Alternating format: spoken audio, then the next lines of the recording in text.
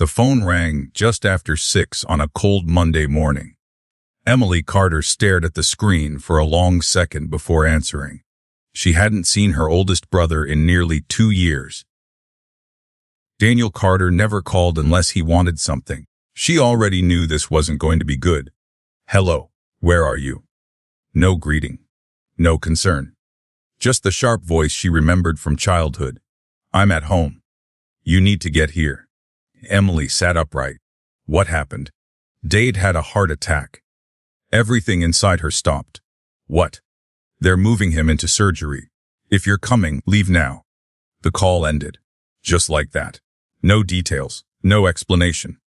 Emily remained frozen for several seconds. Her coffee sat untouched on the kitchen counter. The apartment she'd worked so hard to afford suddenly felt very small. Her father, William Carter. The man who never missed one of her school concerts. The man who secretly mailed her birthday cards every year even after the family stopped speaking. The man who always ended every phone call the same way. "I'm proud of you, Em." Even when nobody else was. Especially then. She grabbed her coat, her purse, and her car keys. By the time she reached the interstate, rain had begun falling. 3 hours. That was the drive back to the town she'd promised herself she would never return to. Every mile carried another memory. Every exit looked familiar. The old diner. The abandoned movie theater. The gas station where she'd worked weekends during college. Nothing had changed. Except her. Or at least she'd convinced herself it had. Halfway there her phone buzzed again. Michael. Her other brother. She almost ignored it. Instead, she answered. "You coming?" "I'm almost halfway." "Good." Silence. Then he sighed. "You know somebody's going to have to stay with Dad after surgery." Emily closed her eyes. "He hasn't even had surgery yet." "I'm just saying." Another pause. "You don't have kids." There it was. The sentence she'd heard her entire life. "You've always had more free time." Translation. "Your life matters less." Emily kept her voice calm. "I'm driving." "Fine. But don't disappear again." The line went dead. "Disappear." She laughed. A short laugh. The kind people make when something hurts too much to process. Disappear. She'd been the only one calling their father every Sunday. The only one sending Christmas gifts. The only one who remembered his medication schedule after he developed high blood pressure. Daniel and Michael lived less than 30 minutes away. Sometimes weeks passed before they visited. But somehow, she was always the one who had abandoned the family. Funny how stories changed depending on who told them. Rain hammered against the windshield as she pulled into Mercy Memorial Hospital. She parked, took one long breath, then walked inside. The smell hit her immediately. Antiseptic, coffee, floor polish. Hospitals always smelled exactly the same. Time seemed to stop inside them. The surgical waiting room wasn't difficult to find. Daniel stood by the window speaking into his expensive phone. Perfect suit. Perfect haircut. Perfect image. Michael sat scrolling through emails. Neither looked particularly worried. They looked busy. Daniel noticed her first. He ended the call. Finally. Emily ignored the comment. "How is Dad?" "They're still operating." "What did the doctor say?" "He'll probably make it." Probably. The word landed like a brick. Emily looked toward the operating room doors. No one spoke. Several minutes passed. Then Daniel folded his arms. "You look different." "I got older." "New." He looked her up and down. "You actually look comfortable." Emily smiled politely. "I am." Daniel snorted. "Must be nice." Michael finally looked up. "So how's your little nonprofit job?" Emily answered quietly. "It's doing well." "What do they pay?" Daniel interrupted. "Probably not enough." Michael chuckled. Emily didn't. She wasn't embarrassed by her career. She managed housing assistance programs for struggling families. The work wasn't glamorous. It wasn't high-paying. But every night she slept well, something money couldn't always buy. Daniel adjusted his watch. "Dad always worried about you." Emily looked at him. "Really? You never settled down. Michael nodded. No husband. No kids. Still renting. Emily almost smiled. Neither brother knew she'd bought her apartment last year. Neither had asked. They simply assumed. That was easier. You know, Daniel continued. Dade always said you had potential. Emily looked at the operating room again. He also said kindness mattered. Daniel rolled his eyes. There she goes. Michael laughed. Our saintly sister. Neither noticed Emily stop responding, because she had learned something years ago. Some people argued because they wanted understanding. Others argued because they wanted victory. Daniel never wanted understanding. He wanted an audience. Emily wasn't giving him one. Nearly 2 hours later, the surgeon appeared. Everyone stood. The doctor's face was tired. The surgery was successful. Emily released a breath she hadn't realized she'd been holding. However, the room became quiet again. Your father has significant heart damage. Daniel asked the first question. When can he go home? The doctor blinked. Several weeks at minimum. Michael frowned. Several? He'll require rehabilitation, physical therapy, medication management, daily monitoring. Emily listened carefully. Daniel looked irritated. Michael looked inconvenienced. The doctor continued. He cannot live alone immediately. Nobody spoke. Then Daniel slowly looked toward Emily. There it was. Exactly what she'd expected. I run a company. Michael nodded. My schedule's impossible. Daniel folded his arms. But Emily stared back. What? You're between things. She frowned. What does that mean? You work from home sometimes. I don't. You have flexibility. I don't. Michael leaned forward. Come on. You've always been better at this stuff. This stuff? Caring. Emily almost laughed again. Not because it was funny. Because it was unbelievable. You mean being available? Daniel shrugged. Same difference. No. Emily's voice remained calm. It isn't. Silence settled over the waiting room. Daniel looked annoyed. So you're saying no? I'm saying we haven't even spoken to Dad yet. Michael sighed dramatically. See? This is why everything becomes difficult. Emily stared at him. No. This becomes difficult because neither of you asked what I wanted. Another silence. Then Daniel smiled. That familiar smile. The one that always appeared before he said something cruel. You know. You've always been the burden. Emily blinked. I'm sorry? Dad worried about you constantly. You never made money like we did. You never built anything. You needed more attention. Michael didn't stop him. Didn't interrupt. Didn't disagree. Daniel continued. You always took more than you gave. The words echoed through the waiting room. Emily looked from one brother to the other. Neither seemed embarrassed. Neither thought anything was wrong. For a moment, she almost believed them. Then another memory appeared, her mother smiling, her father's hand on her shoulder, late nights studying, working 2 jobs, driving home after midnight. No, she hadn't imagined those years. She remembered every one of them. She simply said nothing, because proving yourself to people determined not to see you was a battle already lost. An hour later, William Carter was moved into intensive care. Machines beeped steadily around him. His face looked pale, smaller somehow. Emily entered first. Daniel stayed outside answering another business call. Michael went looking for coffee. Emily gently took her father's hand. Dad? His eyelids fluttered. Slowly, painfully, his eyes opened. It took several seconds before he recognized her. Then, he smiled. Not a large smile. Just enough. You came. Emily squeezed his hand. Of course I did. His voice barely carried. I knew. You would. Those 5 words shattered something inside her. Not because they were dramatic. Because they were simple. Honest. He hadn't wondered whether Daniel would come. Or Michael.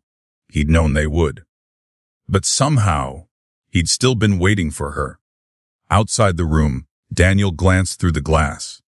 He saw Emily sitting beside their father. Saw William smiling. then looked away. That evening, after the doctors encouraged everyone to head home for the night, Emily remained. Daniel approached her before leaving. "You don't have to stay." "I know. But I am damn." He shrugged. "Switch yourself." Michael picked up his coat. "We'll check in tomorrow." Emily nodded. "Drive safely." Daniel paused at the doorway. "You know, if you're staying here, you might as well plan on helping once he's discharged." Emily looked directly at him. "We'll decide that together." Daniel smirked. "Nope. Dad won't want to be a burden." Emily didn't answer, because she knew something Daniel didn't. Their father had never once used that word about anyone. Not once. After her brothers disappeared down the hallway, the hospital became quiet. Only distant footsteps, soft conversations, and the rhythmic beeping of monitors. Emily returned to William's bedside. She adjusted his blanket, straightened the water cup, then noticed something on the bedside table, his old leather wallet. Inside it, tucked behind an aging family photograph, was another picture. Just one. It was of Emily, taken years earlier. Graduation day. The edges were worn, folded from being carried for so long. She stared at it in silence. He had carried that photograph every day, even after everyone else insisted she'd walked away from the family. A single tear escaped before she quickly wiped it away. She leaned closer. "I'm here, Dad. You won't go through this alone." William, still drifting in and out of sleep, managed the faintest squeeze of her hand. Neither of them realized that hundreds of miles away, inside a locked safe at Jonathan Hayes' law office, a sealed envelope waited, an envelope that would soon prove one devastating truth. William Carter had spent years quietly watching everything, and he had written down every single thing his children believed he never noticed. Secrets. If you've ever seen one child in a family carry responsibilities, while another received all the credit, let us know in the comments. Do you think Emily should keep helping her father, despite how her brothers treat her? Or is it time she finally puts herself first? Morning arrived without ceremony. The first rays of sunlight filtered through the hospital blinds, casting long pale lines across the floor. Emily Carter had barely slept. She had spent the night in the uncomfortable chair beside her father's bed, waking every time one of the machines beeped a little differently. A nurse quietly entered the room. "Good morning." Emily smiled politely. "Morning." Sarah Bennett checked William's chart before looking toward Emily. "You've been here all night?" Emily nodded. "I wanted him to wake up and see a familiar face." Sarah offered a warm smile. "He did. He asked about you twice during the night." Emily looked toward her father. He was still asleep, peaceful. For the first time in years, she wasn't rushing somewhere else. For the first time, nothing mattered except making sure he recovered. Her phone buzzed. Daniel. She already knew the conversation before answering. "Morning. Did Dad wake up?" "Briefly." "What did the doctors say?" "They'll know more after more tests." Daniel was quiet for a moment. "Listen, I've got meetings all day. I probably won't make it." Emily wasn't surprised. "Okay, but keep me updated." "I will. And make sure he signs anything the hospital gives him." Emily frowned. "What paperwork?" "Oh, I'm sure they'll have insurance forms or something." Emily didn't answer immediately. Something about the way he'd asked bothered her. "I'll have Dad read everything himself." Daniel laughed. "You've always been suspicious." "No. I've just learned to read before signing." The line went silent. Then, "We'll talk later." A click. Emily stared at the phone. That hadn't felt like concern. It had felt like business. William slowly opened his eyes an hour later. He looked confused, then relieved. "You stayed." Emily smiled. "I said I would." He looked around the room. "Where are your brothers?" She hesitated. "They're working." William gave a tired nod. "They're busy." Emily didn't correct him. There was no point. He already knew. He simply didn't want to say it aloud. A doctor entered with several charts.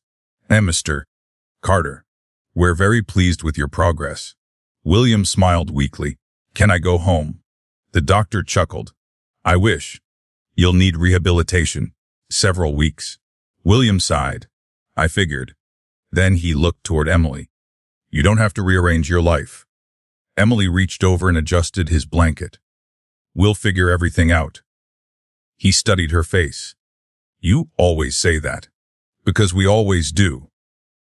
Later that afternoon, while William rested, Emily walked to the hospital cafe. She bought 2 coffees. One for herself. One she knew would grow cold before her father could drink it. Old habit.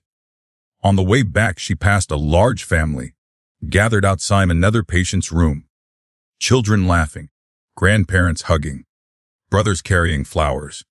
For a brief second, she imagined what that felt like.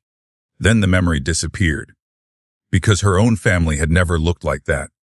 Not for very long. Years earlier, the Carter family had been different. William owned a respected construction company. Their mother, Margaret Carter, filled every room with laughter. Daniel had always been confident. Michael had always followed Daniel. Emily followed everyone. She was the youngest. The peacemaker. If Daniel broke something, Emily helped clean it up. If Michael got into trouble, Emily tried talking him out of it. She hated arguments. Even as a little girl. William often joked, our house would fall apart without Emily. Everyone laughed. Except Daniel. Looking back, Emily realized he'd never liked hearing that. Everything changed the year Margaret became sick. It started with exhaustion. Then doctor's appointments. Then treatments. Then hospital visits. Daniel had just started college. Michael had accepted an internship. Emily was still in high school. She remembered walking into the kitchen one afternoon. Her mother sat quietly at the table, trying to hide tears. Emily didn't ask what was wrong. She simply sat beside her. After several minutes, Margaret whispered, I'm scared. Emily took her hand. So am I. Neither of them cried. Not then. The following 2 years became a blur of hospital corridors, medications, and hope that slowly disappeared. William worked longer hours trying to keep both the business and the family together. Daniel visited occasionally, usually between classes. Michael came when he could. Emily came every single day. She learned how to organize medications. She memorized appointment schedules. She cooked meals after school. She stayed awake through nights listening for her mother's breathing. Nobody asked her to. She simply did. Because someone had to. One evening, Margaret smiled at her daughter. You should be out with your friends. Emily shrugged. I'd rather be here. No.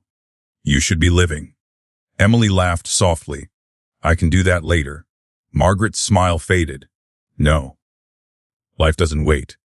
Emily didn't understand those words then. Years later, she would. Back in the present, William stirred. Dreaming. Emily looked up from the book she'd been pretending to read. A little. Mom. A faint smile appeared on William's face. She would have liked the woman you've become. Emily felt her throat tighten. I hope so. I know so. Near lunchtime, Michael finally arrived. He carried an expensive takeaway coffee. Not for William. For himself. Hey. Emily stood. Dade's awake. Michael stepped inside. How you feeling? William smiled. I've had better weeks. Michael laughed. That's Dad. Always joking. The conversation lasted less than 10 minutes. Then Michael looked at his watch. I've got another meeting. William nodded. Of course. After Michael left, William remained staring at the closed door. He seems busy. Emily answered carefully. He is. William slowly nodded again. I remember when being busy meant working. Emily almost smiled. She knew exactly what he meant. That evening, Jonathan Hayes quietly appeared outside the hospital room. Emily was surprised. Mr. Hayes. He smiled warmly. Please. It's Jonathan. I heard about your father. Emily thanked him. Jonathan looked through the glass toward William. He's stronger than he looks. I hope so. Jonathan hesitated, then lowered his voice. I wanted to tell you something. Emily frowned. What is it? Not today. Today your job is simply to be his daughter. He paused. But when the time comes, there are conversations your father wanted me to have. Emily looked confused. What kind of conversations? Jonathan simply smiled. The kind that require patience. Before she could ask another question, he left. Late that night, Emily finally drove back to the Carter house to collect a few things. The house felt frozen in time. Her mother's favorite clock still hung in the hallway. The family photographs remained exactly where she'd remembered them. Only one thing had changed. Dust. Everywhere. She slowly walked into the kitchen, opened a cabinet. Inside sat one of her old coffee mugs, the one she'd painted as a teenager. ORLDS Oka last DUGHTRU, she laughed. Her mother had refused to throw it away. Margaret always said it was perfect because it sounded exactly like Emily's sense of humor. For the first time since arriving home, Emily genuinely smiled. Then she heard voices. Daniel and Michael. They hadn't realized she was there. They're saying rehab could take months. Daniel sounded irritated. Michael answered. So somebody's going to lose a lot of time. You mean Emily? Vi. Obviously. What if she refuses? Daniel laughed. She won't. Why? Because she's always needed Dad to need her. Emily froze. Michael didn't laugh. Instead, he asked quietly, You ever think we were too hard on her? Daniel scoffed. She always made herself the victim. No. She made herself useful. There's a difference. Emily quietly stepped backward before either man noticed her. She wasn't angry. Not anymore. She was tired. Because she finally understood something. Her brothers had repeated the same story for so many years. They believed it. Not because it was true. Because it protected them from facing the truth. The truth that while they had been building careers, someone else had quietly been holding the family together. Emily picked up her overnight bag, closed the front door without making a sound, and drove back to the hospital. When she walked into William's room after midnight, he was still awake. He smiled sleepily. I knew you'd come back. Emily pulled the chair close once more. There isn't anywhere else I'd rather be. William closed his eyes again. This time, he slept peacefully.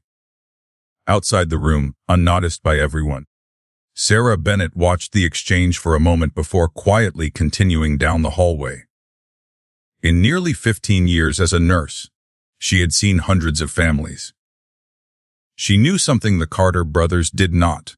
The people who loved you the loudest were rarely the ones who stayed. The ones who stayed usually loved you the deepest. William Carter's recovery settled into a routine. Every morning began with medication, blood pressure, physical therapy, walking a few more steps than the day before. Every afternoon ended the same way. Emily sitting beside him, reading the newspaper out loud because the medication made his eyes tired. She skipped the depressing headlines. He noticed anyway. You always edit the bad news. Emily smiled. I prefer happy endings. William chuckled softly. So did your mother. For a moment, neither of them spoke. The silence wasn't uncomfortable. It never had been between them. 3 days after the surgery, William was transferred to the rehabilitation room. Was brighter. Larger windows. Fewer machines. The doctors seemed pleased. He'll recover, one therapist explained. But he'll need time. And he absolutely cannot live alone for several months. Emily nodded. She had already expected that. Daniel had a different reaction. Months. The therapist looked at him. That's correct. Daniel forced a smile. We'll figure something out. Emily noticed he never once asked what his father actually needed. Only how long it would take. Later that afternoon, Daniel cornered Emily in the hallway. You should probably move back into Dad's house for a while. Emily folded her arms. I have my own home. You can work remotely. I can't. You'll make it work. She looked at him. Why don't you move in? Daniel actually laughed. I've got a business to run. So do other people. It's different. How? It just is. Emily shook her head. No, Daniel, it isn't. He stepped closer. You know everyone expects you to do this. Emily kept her voice calm. No. You expect me to. Daniel stared at her for several seconds before walking away. He hated conversations he couldn't control. That evening, William was asleep earlier than usual. Emily decided to stop by the family house to collect a few clean clothes. She unlocked the front door. Silence greeted her. The old grandfather clock ticked steadily in the hallway. The house felt strangely empty, without her father's footsteps echoing through it. She walked upstairs toward the guest room. Halfway there she paused. The study door stood slightly open. She hadn't been inside in years. As a child, the room had always fascinated her. Bookshelves stretched from floor to ceiling. Blueprints, construction awards, family photographs. Her father spent countless evenings working behind that desk. Emily stepped inside. Everything looked exactly as she remembered. Even the scent. Old leather, fresh coffee, cedar wood. She smiled. They'd never changed anything. She began dusting the bookshelves almost without thinking. It felt wrong leaving the room neglected. While moving several heavy photo albums, she noticed something unusual. One shelf didn't sit flush against the wall. Curious, she pressed gently. Nothing happened. She examined it more closely, then pushed harder. A soft click echoed through the room. The bookshelf shifted forward several inches. Emily blinked. What and behind it was a narrow compartment.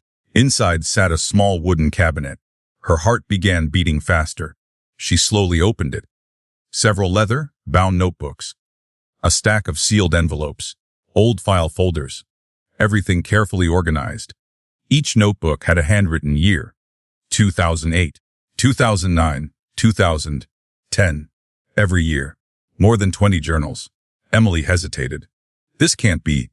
She picked up the oldest notebook, then stopped herself. No. She closed it again. They were private. Her father's thoughts. She had no right. She carefully placed everything back exactly where she'd found it. Closed the cabinet. Slid the bookshelf shut, and left the study. She made it all the way to the kitchen before stopping. Her father's words echoed in her mind. One day you'll understand why I kept records. He had said that years ago after helping her file her first tax return. At the time she thought he meant receipts. Maybe he hadn't. Emily stood perfectly still, then quietly walked back upstairs. She reopened the hidden compartment. This time she selected only the most recent notebook. If this is private, I'll close it.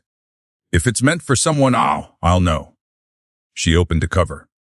The very first page stole her breath. If you are reading this, Emily, then life unfolded the way I feared it would. Tess, her hands froze. The notebook wasn't hidden from her. It had been waiting for her. She continued reading. To Hushers of Emily's ex-Ashrit, you will probably feel guilty opening these journals. Don't.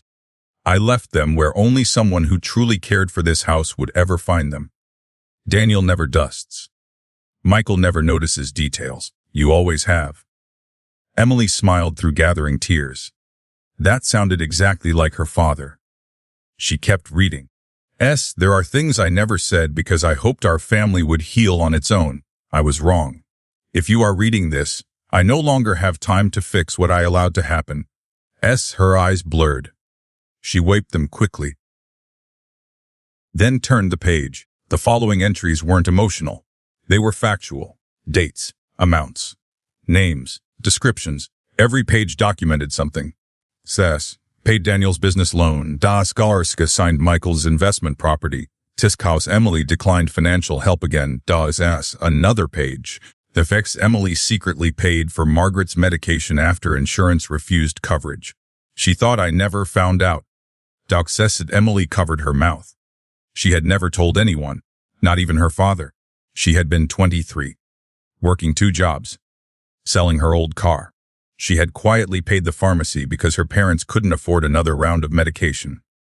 How had he known? Another page. S found receipt hidden inside kitchen cookbook. Emily didn't want us to feel guilty.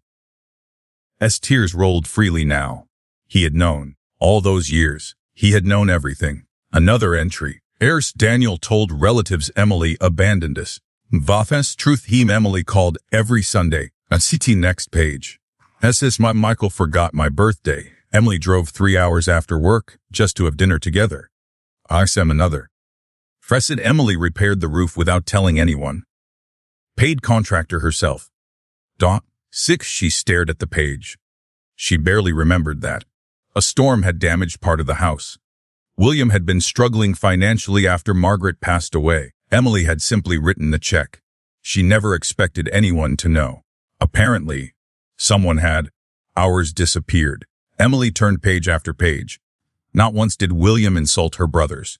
He simply wrote facts, receipts, bank transfers, canceled checks, letters. Every important event supported with evidence. It wasn't a diary. It was a history, a truthful one. One sentence appeared repeatedly throughout the years. People remember what benefits them. Paper remembers everything. Emily closed the notebook. She finally understood. Her father hadn't been keeping records because he distrusted his family. He had been protecting the truth. A car door slammed outside. Emily quickly looked through the study window. Daniel. He was home. She carefully returned the notebook to the cabinet. Then stopped. No. She reached for it again. If her father had written her name, he intended her to read it. She slipped the notebook into her overnight bag, closed the hidden compartment, and walked downstairs. Daniel entered through the front door carrying his briefcase. You still here? I came for clothes. He looked around. Cleaning now? A little? He shrugged. House needs it. Emily almost laughed. You've been coming here every week. I've been busy. I noticed. Daniel loosened his tie. So, Dad doing okay? He's improving. Good? He opened the refrigerator, pulled out a bottle of water. Never once asking if Emily needed anything. You staying tonight? At the hospital. He nodded. Figures. Then he looked toward the hallway. You didn't go into Dad's study, did you? Emily's heartbeat skipped. I dusted. Don't move anything. Dad hates when people touch his paperwork. I know. Daniel seemed satisfied. He grabbed his keys again. I've got a dinner meeting. Emily watched him leave. As the front door closed, she whispered to herself. No. He doesn't hate people touching his paperwork. He was making sure someone would eventually read it. Back at the hospital, William was awake. He looked stronger. The color had begun returning to his face. Emily smiled as she entered. I brought your favorite pudding. He laughed. The sugar-free one. Doctor's orders. He made an exaggerated, disappointed face. I raised a rule follower. You raise someone who likes having her father around. He smiled warmly. I suppose that's acceptable. Emily sat beside him. Her overnight bag rested quietly at her feet. Inside it, the notebook. She wanted to ask him. To tell him she'd found it, but something stopped her. The notebook had answered one question. It had raised 100 more. Instead, she reached for his hand. William looked at her thoughtfully. You've got that look. What look? The one you get when you've figured something out. Emily smiled. Maybe. He squeezed her hand gently. Good. You've always been smarter than you realized. Emily looked down for a moment, then back at her father. For the first time since coming home, she no longer questioned her own memories. She hadn't imagined the sacrifices. She hadn't exaggerated the insults. She hadn't misunderstood the past. Someone else had seen it all. Someone who had quietly written everything down. And somewhere inside those notebooks, yet, she suspected did. The truth about her family had only just begun. The next Monday began with optimism. For the first time since his heart attack, William Carter walked the full length of the rehabilitation corridor without stopping. Not quickly, not gracefully, but he did it. Emily walked beside him without touching him. The therapist had insisted. If he thinks you'll catch him every time he stumbles, she had explained, he'll never trust his own legs again. William reached the end of the hallway, turned, raised both hands triumphantly. I think that deserves real coffee. Emily laughed. The doctor said no. The doctor lacks imagination. You've been saying that since I was 10. And I've been right since you were 10. Sarah Bennett couldn't help smiling as she updated William's chart. Every day he looked stronger. Every day Emily looked more exhausted. But neither of them complained. 2 hours later, Emily stepped outside the rehabilitation center to answer a work call. Her supervisor had been unbelievably patient. We've got your projects covered. You focus on your father. Emily thanked her. I'll start checking in remotely next week. No rush. You've spent years helping other families. Now it's someone else's turn to help yours. Emily ended the call feeling grateful. She worked with good people. People who understood that life sometimes interrupted carefully made plans. As she turned toward the entrance, she noticed a black luxury SUV pulling into the parking lot. Daniel. Right on schedule. He arrived every Monday. Stayed exactly 15 minutes. Left before anyone asked him to help with anything. Emily checked the time. 11:15. She wondered if he'd ever noticed the pattern himself. Daniel entered carrying an expensive fruit basket, still wrapped in plastic. The price tag hadn't even been removed. William smiled politely. You didn't have to bring anything. Daniel set it on the table. Thought it looked nice. William glanced toward the label. Did you know I can't eat half of this? Daniel hesitated. Sarah stepped in smoothly. We'll make sure the staff enjoys it. Everyone laughed. Everyone except Emily.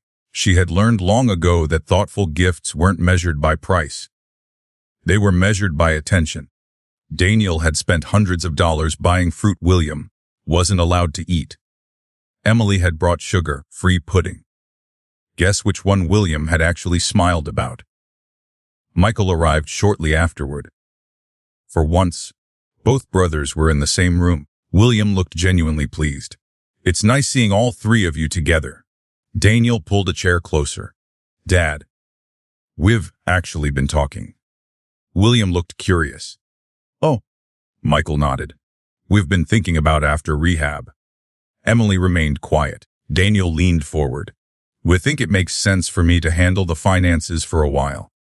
William frowned slightly. What finances? You know, paying bills, managing the company, making sure everything runs smoothly. William looked thoughtful. I've managed those things for 40 years. I know. But you're recovering. Emily watched her father's face carefully. He wasn't offended. He was thinking. Daniel continued. It would just be temporary. Until you're back on your feet. Michael quickly added. It'll reduce your stress. William looked toward Emily. What do you think? Daniel answered before she could. She doesn't need to worry about business. Emily slowly turned toward him. I can answer for myself. William smiled faintly. I'd prefer that. Daniel leaned back, slightly embarrassed. Emily chose her words carefully. I think recovering should be your priority. William nodded.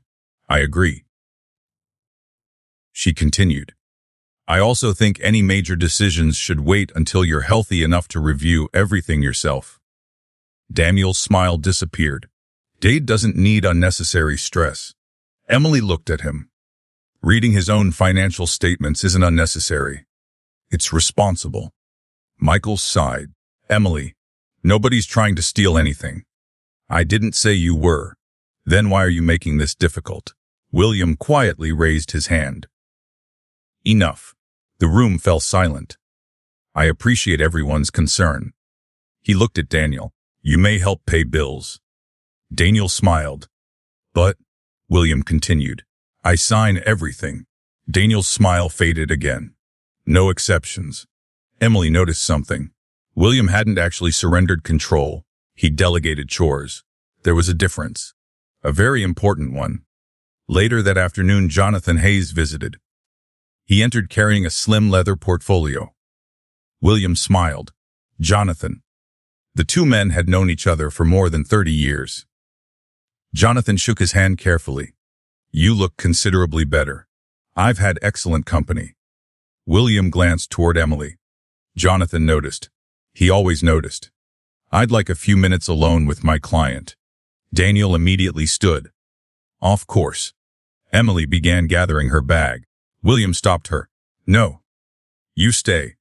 Daniel frowned. Dade. I said Emily stays. For several seconds no one moved.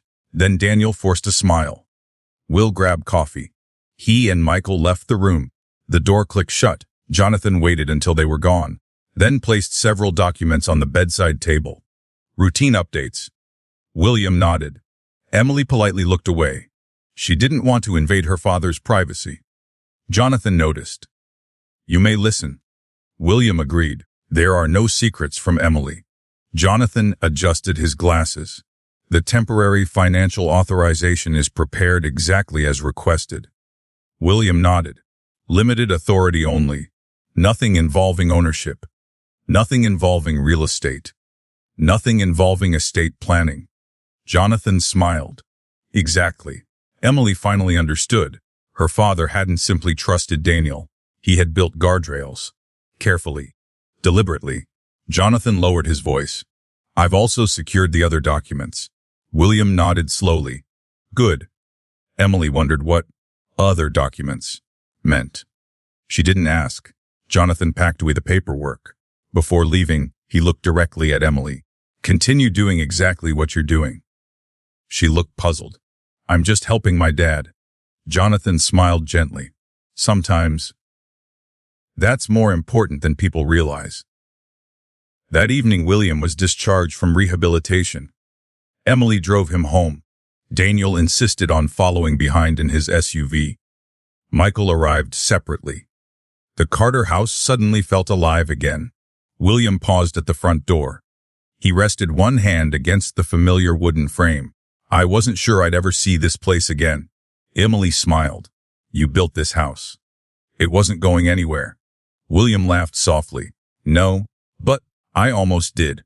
They entered slowly. Everything looked exactly as Emily had left it. Clean. Organized. Comfortable. William immediately noticed. You've been here. Emily shrugged. I didn't want you coming home to dust. William looked around carefully. The polished furniture. Fresh flowers on the dining table. Clean windows. Organized kitchen. His eyes became suspiciously glossy. You did all this. It wasn't much. He looked at her. It was. Daniel walked in carrying several folders. Now, business. Emily sighed inwardly. William hadn't even taken off his coat. Dade. These are just utility payments. William accepted the folder. He adjusted his reading glasses, then began reading every page, every line, every number. Daniel shifted impatiently. You don't need to read all of it. William looked over the top of his glasses. I've read everything before signing my entire life. I'm not starting bad habits at 72. Emily smiled to herself. That sounded exactly like the father she remembered. Daniel forced a laugh. Fair enough. William signed only after nearly 20 minutes. He handed the folder back. Daniel looked relieved, perhaps too relieved.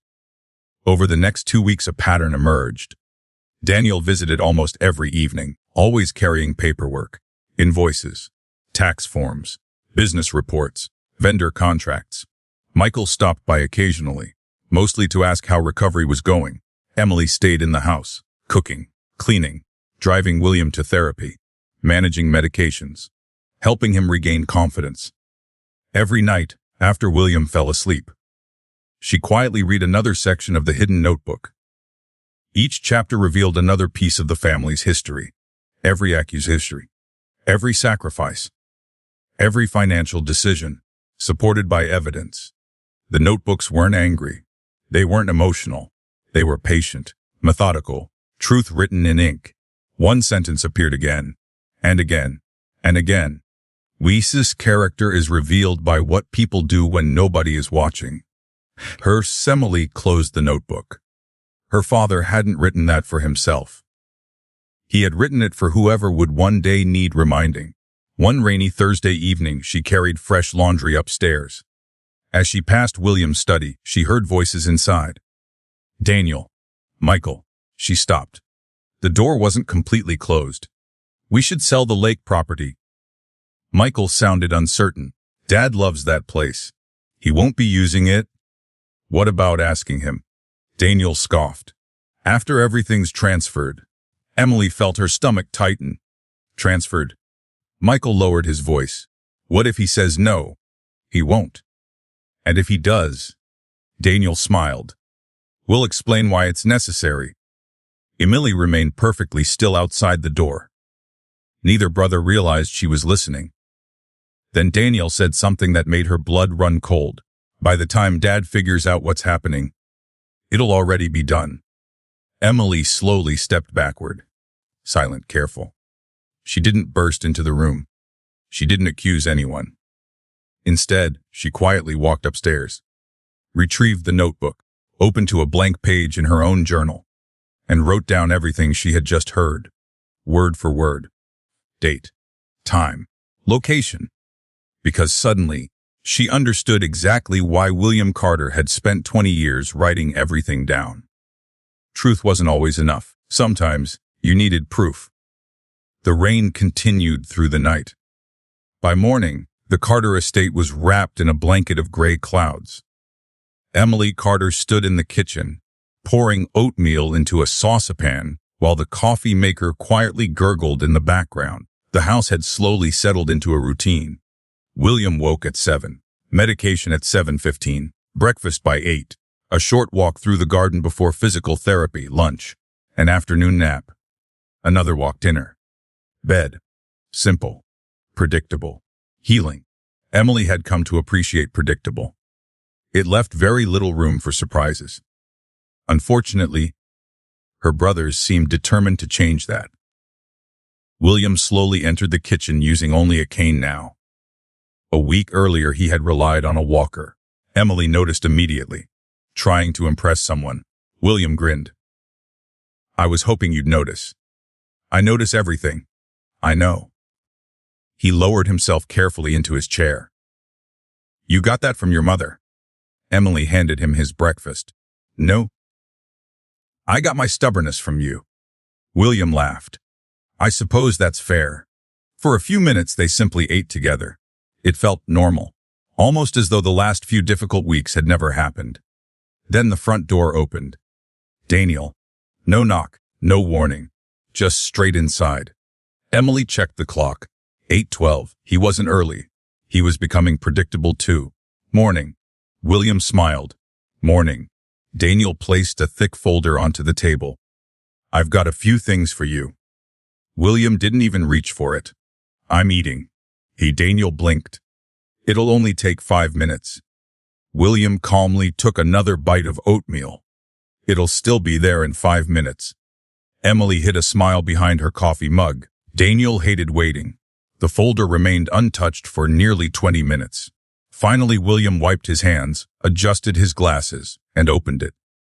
Invoices, payroll summaries, vendor agreements, routine business paperwork. He read every page, every signature line, every attached receipt. Daniel shifted impatiently. Dad, you trust me, right? William looked up.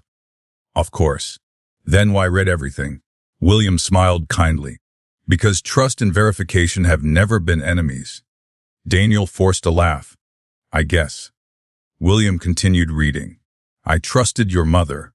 I still balanced the checkbook. Emily almost laughed out loud. Daniel clearly wasn't getting the quick approval he wanted. After breakfast, Daniel finally left for the office. William leaned back in his chair. He seems anxious. Emily answered carefully. He has a lot on his mind. William looked out the window. So do I. He didn't elaborate. Neither did Emily. Around lunchtime, Emily drove William to physical therapy. The session lasted almost an hour. While he worked with the therapist, Emily sat in the waiting room answering emails from work. Her phone buzzed, an unfamiliar number. She answered. "Hello? Emily?" "Yes. It's Jonathan Hayes." She stood immediately. "Is everything okay?" "It is. I was hoping we could meet." She frowned. "Now, if possible." Emily glanced toward the therapy room.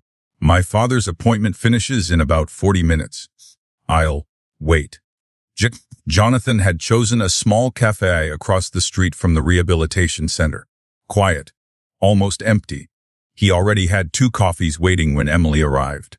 She sat down. "You sounded serious." Jonathan folded his hands. "I am." Emily felt her stomach tighten. "Is Dad worse than he's telling me?" "No. This isn't about his health." She relaxed slightly. "Then what is it?" Jonathan looked around to make sure nobody was listening. "William asked me to prepare for several possibilities." Emily frowned. "What kind of possibilities?" "The kind responsible people prepare for." He paused. "Estate matters." Emily immediately shook her head. "I don't want to discuss Dad's will." "I understand. But your father insisted." She looked down at her untouched coffee. Jonathan continued. "There are documents that will remain sealed. Nobody will see them. Not Daniel. Daniel. Not Michael. Not even you." Emily looked surprised. "Not me?" "Not until your father instructs otherwise." She nodded slowly. "Okay." Jonathan studied her expression. "You aren't curious." Emily smiled faintly. "Of course I am. But they're Dad's wishes. That's enough for me." Jonathan leaned back, almost relieved. "You answered exactly the way I expected." Emily laughed softly. "I don't know if that's a compliment." "It is." Jonathan reached into his briefcase. Not for documents, for a yellow legal pad. He wrote 1 sentence, then slid it across the table. "Sounds yes. Keep your own notes." Emily stared at it. "What?" He lowered his voice. "Your father has spent decades documenting important events." "I know." She instantly regretted saying it. Jonathan noticed.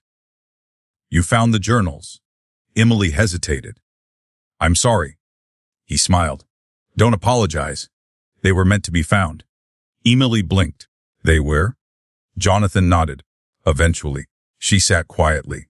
"So he really did the—" "Yes." Jonathan finished the sentence for her. "He noticed everything." Emily looked around the cafe. "Jonathan, can I ask something?" "Anything. Why didn't Dad ever confront my brothers?" Jonathan sighed. "I've asked myself that question many times." "And?" He hoped. Hoped. He hoped time would correct what discipline hadn't. Emily looked out the window. It didn't. No. It rarely does. Silence settled between them. Finally, Jonathan spoke again. "If you ever witness something important, write it down. Date. Time. Location." Exactly what was said. Emily looked back at him. "You think something's going to happen?" Jonathan answered carefully. "I think people often reveal themselves when money becomes involved." Before leaving, Jonathan added 1 final sentence. "If anyone pressures your father to sign documents, call me. No matter the hour." Emily nodded. "I will." The drive home felt different. Jonathan hadn't accused anyone. He hadn't made predictions. He had simply prepared. Exactly like William. For the first time, Emily realized that careful people rarely acted out of fear. They acted out of experience. That evening, Daniel arrived again, this time carrying 3 folders. William smiled. "You've become quite the delivery service." Daniel laughed. "Business never sleeps." William accepted the paperwork. Emily quietly noticed something. 2 signature tabs had already been marked with bright yellow stickers, almost inviting someone to sign without reading. William noticed them too. Without saying a word, he removed every yellow tab, then started reading from page 1. Daniel shifted uncomfortably. "Dade, those tabs just save time." William looked over his glasses. "I've got time." Emily hid another smile. An hour later, Michael arrived. He carried dinner from William's favorite Italian restaurant.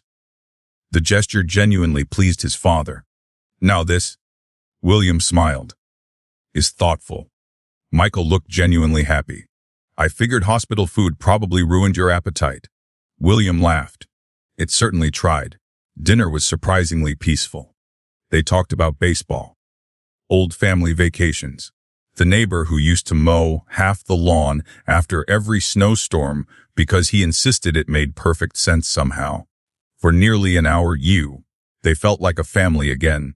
Emily almost forgot everything she'd overheard. Almost. After dinner, Daniel gathered his folders. One document remained unsigned. Dad, this one still needs approval. William glanced at it. What is it? Just routine authorization. William read the title. His expression changed. This isn't routine.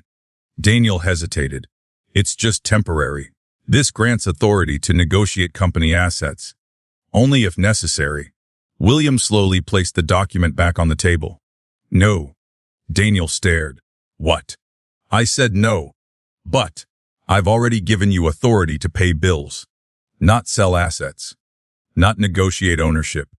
Daniel's voice hardened slightly. I'm trying to protect the business. William remained calm. So am I. The room became silent. Finally, Daniel stood. We'll discuss it another time. William nodded. We won't. Daniel looked genuinely shocked. For the first time in years, his father had simply refused. No argument, no apology. Just no. After both brothers left, William remained unusually quiet. Emily began clearing the dinner plates. Dad. Are you okay? He looked toward the front door.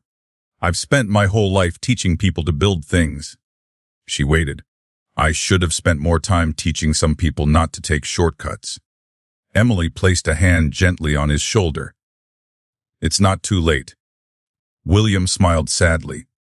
I hope you're right. Later that night, Emily sat alone in the study.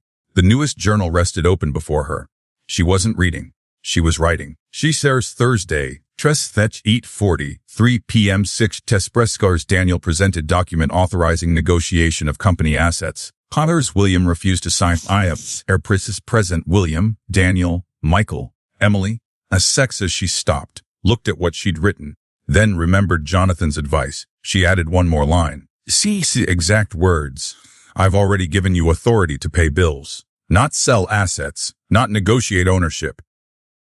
She closed the notebook.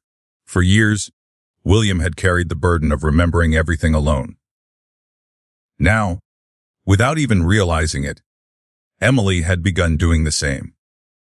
Upstairs, William switched off the bedside lamp. Before falling asleep, he glanced toward the hallway leading to his study. A faint smile crossed his face. He didn't know Emily had found the journals. He didn't know she had started keeping her own record. But somehow, he seemed at peace, almost as though he trusted that when the time finally came, the truth would no longer depend on memory alone. It would depend on evidence. And evidence had a way of surviving long after voices fell silent. By the beginning of the second month, the Carter household had found a rhythm. Not the rhythm it once had, a quieter one, slower, more deliberate. William Carter no longer needed help getting out of bed. He could dress himself. He could make his own coffee, although Emily insisted on doing it anyway. His cane now rested against the kitchen wall more often than it rested in his hand. Each small victory felt enormous. Every morning he celebrated them. So, he proudly announced while buttering a piece of toast, I only almost dropped the knife today. Emily laughed. Progress. I'll have you know my balance is improving. It is. I walked almost a mile yesterday. It was 6/10 of a mile. William pointed his knife toward her. Never argue with a man who's rounding up. Emily smiled. You sound better every day. I feel better every day. Then his smile softened. Mostly because I'm not doing this alone. Emily looked down at her coffee. She didn't know how to answer that, because hearing appreciation from her father still felt unfamiliar. Not because he had never appreciated her, because he had rarely said it out loud. William watched her for a moment. You know, I've been thinking. Emily immediately looked suspicious. That usually means trouble. He laughed. No.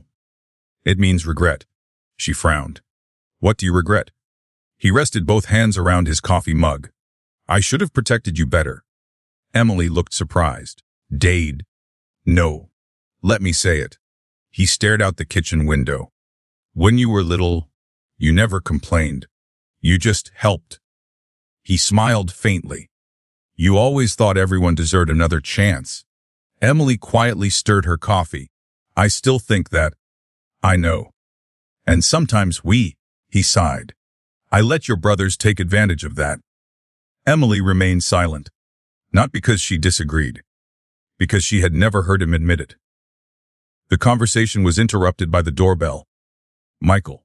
He carried a cardboard box. Morning. William smiled. What's that? I found some old family albums in my attic. I figured you'd want them. William's face brightened. I thought those were gone. They were buried behind Christmas decorations. Emily accepted the box. Inside were dozens of photo albums. Old home movies. Loose photographs. Even handwritten recipe cards belonging to Margaret. William carefully picked up one faded photograph. 3 children. 1 tiny yellow bicycle. 1 smiling mother. 1 exhausted father. Summer, 1998. He laughed softly. I remember this day. Emily leaned closer. I don't. You insisted you could ride without training wheels. I fell 6 times. Michael smiled. 7. Emily raised an eyebrow. You counted. I was the one who had to keep picking you up. Daniel's voice suddenly came from behind them. She cried every single time. Emily turned. Daniel had arrived without anyone noticing. William smiled. And what happened after the 7th fall? Everyone became quiet. William looked directly at Emily. You rode across the whole driveway. And Emily smiled. I forgot that. I didn't. William gently placed the picture back into the album. You've always been stubborn. Emily laughed. I learned from you.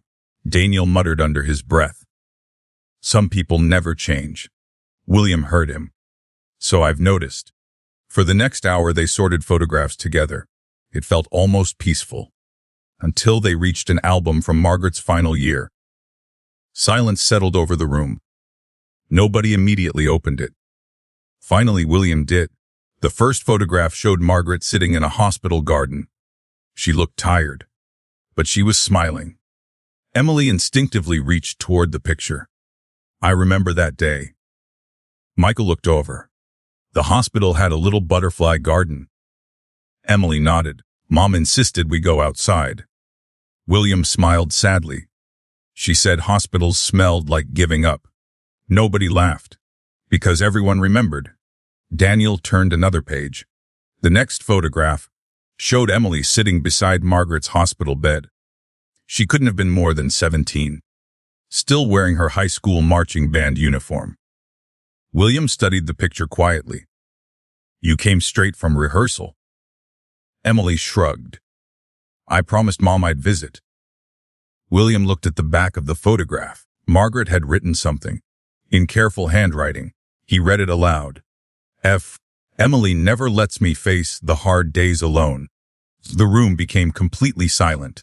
Daniel looked away. Michael stared at the floor. Emily felt tears threatening again. She had forgotten Margaret wrote on photographs. William closed the album gently. Your mother noticed everything. Emily almost whispered, I know. Later that afternoon, William became tired. Emily helped him upstairs for a nap. As she adjusted his blanket, he looked toward the hallway. My study. Emily froze for a fraction of a second. What about it? Bring me the blue notebook. Her heartbeat quickened. The blue one. Top shelf. She nodded. I'll get it. Emily walked into the study. The ordinary notebooks sat exactly where they always had. The hidden compartment remained concealed behind the bookshelf. William wasn't asking for those. He simply wanted a blue financial planner resting on the open shelf. Emily carried it back. William smiled. Thank you. He opened it. Inside wasn't financial information. It contained dozens of handwritten birthday reminders, anniversaries, graduation dates, wedding dates, every important moment involving friends and family. Emily laughed. You really wrote everything down. William looked genuinely confused. Of course. If something matters, write it down. You'll remember. Emily smiled to herself. That sentence sounded remarkably familiar. That evening, Daniel returned with another folder. Emily noticed William's smile faded almost immediately. It was subtle. Most people wouldn't have seen it. She did. Daniel placed the folder on the dining table. Dad, I need another signature. William didn't even open it. What is it? Insurance paperwork. William held out his hand. Daniel passed him the folder. William read the first page, then the second, then the third. His eyebrows slowly lowered. This isn't insurance paperwork. Daniel shifted. It's related. William looked directly at him. It's a refinancing proposal. It would improve cash flow. William quietly closed the folder. No. Daniel sighed dramatically. Dad, the company needs flexibility. William calmly answered. The company needs honesty. Emily noticed Michael watching Daniel carefully, almost studying him, as if this version of his older brother was becoming unfamiliar. Dinner that evening felt tense. Nobody mentioned the paperwork again. Instead, William began telling old stories. Stories Emily had heard dozens of times. The time Daniel accidentally backed the family truck into the mailbox. The camping trip, where Michael got lost for 20 minutes because he insisted he knew a shortcut. The Thanksgiving turkey Margaret accidentally dropped onto the kitchen floor. Everyone laughed, even Daniel. For a little while, things felt lighter. Then William looked toward Emily. You remember what your mother always carried in her purse? Emily smiled instantly. Bandages. William laughed. And peppermints. And Emily grinned. A tiny sewing kit. Daniel frowned. I don't remember that. William smiled gently. Emily does. Because she paid attention. Emily shrugged. Mom fixed my school backpack with it once. William nodded. Exactly. Then he looked around the table. There are two kinds of people. The ones who notice details and the ones who only notice results. Nobody said a word. The message wasn't directed at anyone specifically. Yet somehow, everyone understood it. After dinner, Michael lingered while Daniel left for another business dinner. Emily carried dishes into the kitchen. She noticed Michael quietly following her. Need help? She smiled. You can dry. For several minutes, neither spoke. Finally, Michael broke the silence. Can I ask you something? Sure. Are you happy? Emily looked surprised. That's an unexpected question. I know. She thought for a moment. I don't know. I'm tired. I'm worried. She smiled softly. I sleep well. Michael looked confused. What do you mean? I know I'm doing the right thing. He stared at the dish towel in his hands. I don't think I've slept well in years. Emily looked at him. There was something different in his voice. Not guilt. Not exactly. More like uncertainty. Before she could respond, William called from the living room. Emily, could you come here? She dried her hands. I'll be right back. When she entered the living room, William was holding one of Margaret's old recipe cards. He smiled. Your mother always believed little things revealed big truths. Emily sat beside him. What do you mean? He handed her the card.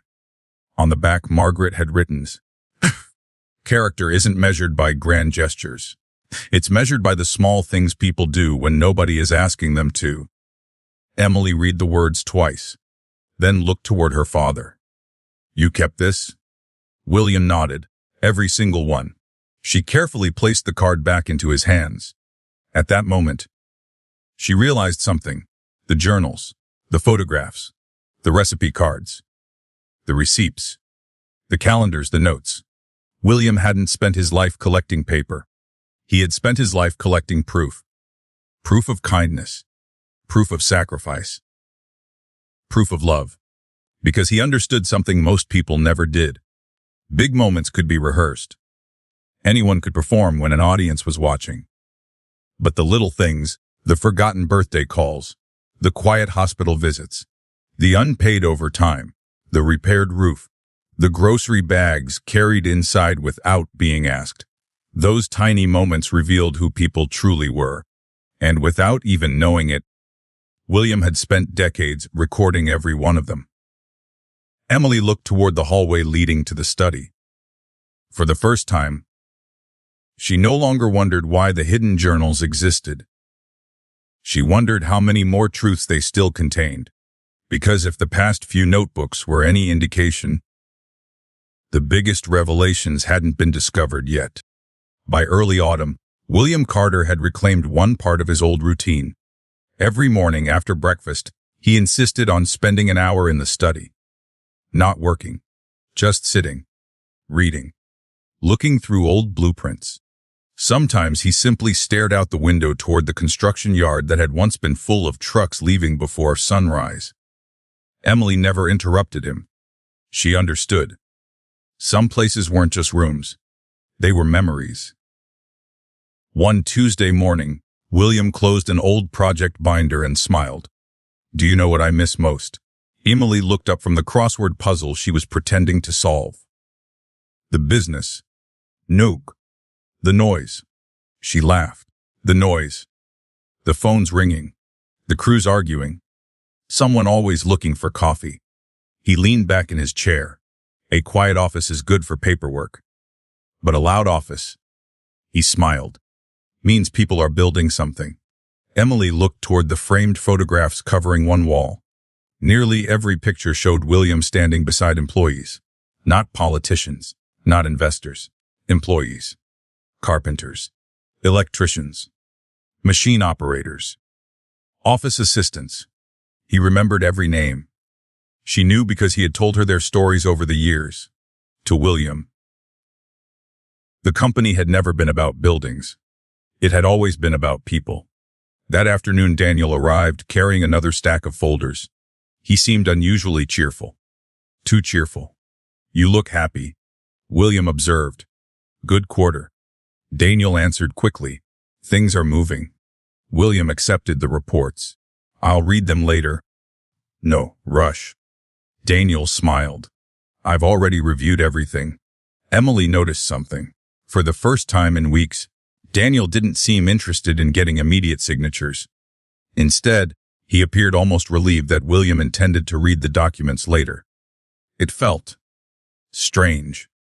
After Daniel left, Emily gathered the empty coffee cups from the living room. One folder remained on the side table. Daniel had forgotten it. She picked it up, purely intending to place it in the study. As she walked past the dining room, several loose pages slipped onto the floor. She knelt to collect them. One page caught her attention.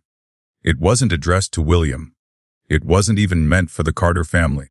Across the top were the words as confidential letter of intent. Emily frowned. Below it, one sentence stood out. Proposed acquisition of Carter Construction Holdings. As her heart skipped. Acquisition. She quickly looked toward the hallway. William was upstairs resting. No one else was home. She carefully gathered every page without reading further, placed them back inside the folder, then stopped. Jonathan's words echoed in her mind. "If you ever witness something important, write it down." Emily didn't open the folder again. Instead, she took out her notebook. Severs Tuesday, ACE 3:20, 1 p.m. seconds. Daniel accidentally left folder titled Confidential Letter of Intent. His feast document reference proposed acquisition of Carter Construction Holdings. She underlined the title exactly as written, then returned the folder to the study desk. Nothing more. Nothing less. Facts. Just as William had always done. The following afternoon, William announced something unexpected. "I'd like to visit the office." Emily looked surprised. The construction office. He nodded. I built that place. I'd like to see it. She hesitated. The doctor said not to overdo it. I'm visiting. Not roofing a building. Emily laughed. You've got an answer for everything. I've had 2 years to practice. The drive across town took barely 15 minutes. As soon as the familiar company sign appeared, William grew noticeably quieter. The brick headquarters looked exactly the same, except the old Carter Construction logo had been partially covered by a large temporary banner advertising a new corporate initiative. William frowned. When did that go up? Emily looked at it. I don't know. It wasn't there before. Neither of them mentioned it again. But Emily noticed. William's smile had disappeared. Inside the office, longtime employees immediately surrounded William. Boss! It's good to see you! You look great. One by one they shook his hand. Some even hugged him carefully. Emily watched his face brighten. This was the place where he truly came alive. A gray-haired superintendent approached. I've been waiting for you to come back. William laughed. I've been trying. The man looked toward Emily. You must be the daughter. Emily smiled. I am. He nodded warmly. Your dad talks about you all the time. Emily blinked. He does? William cleared his throat. We've got work to do. Everyone laughed. But Emily couldn't stop thinking about what she'd just heard. Her father talked about her, even when she wasn't there. Daniel eventually appeared from the executive offices. Dad, I wasn't expecting you. William smiled. Thought I'd inspect the place. Daniel laughed nervously. Everything's running smoothly. I hope so. As they walked through the building, Emily noticed several unfamiliar faces. Expensive suits. Polished shoes. None of them looked like construction managers. They looked corporate. One of them briefly nodded toward Daniel before disappearing into a conference room. William noticed too. Who are they? Daniel answered without hesitation. Consultants. What kind? Efficiency. William accepted the answer. Emily didn't. A receptionist approached quietly. Mr. Carter. There's a board meeting starting in conference room A. Daniel answered before William could. I'll handle it. The receptionist looked confused. I thought your father... Daniel interrupted, politely. We've already discussed it. William smiled. Have we? Daniel hesitated. It's mostly routine. William looked toward the conference room. I've always attended board meetings. You should rest. I've rested. Silence. Finally, Daniel smiled. This one's very short. William nodded slowly. Then I'll come. Daniel's expression tightened for only a fraction of a second. Emily saw it. Most people wouldn't have. Inside the conference room, conversations stopped as William entered. Several men in tailored suits immediately stood. One extended his hand. Mr. Carter. It's an honor. William shook it politely. I'm afraid we've never met. I'm Richard Lawson. We've been discussing strategic opportunities. William sat down. What opportunities? The room became strangely quiet. Daniel answered first. Nothing finalized. William looked around the table. Then perhaps someone should explain. Richard opened a presentation folder, simply exploring options. William accepted the folder. He began reading. The first several pages described market trends, construction forecasts, operating costs. Then, a familiar phrase. Potential acquisition structure. William looked up. Acquisition. Daniel spoke quickly. Just preliminary discussions. William slowly removed his reading glasses. Of selling my company. New. Partnering. Richard smiled professionally. Strategic integration. William leaned back. When were you planning to mention this? Nobody answered. Emily watched the room carefully. The silence itself became an answer. William calmly closed the folder. I appreciate everyone's time. He stood slowly. But Carter Construction isn't for sale. Richard remained diplomatic. Mr. Carter, you haven't heard our valuation. William smiled kindly. Young man, my wife answered the phones in this company before your investment firm existed.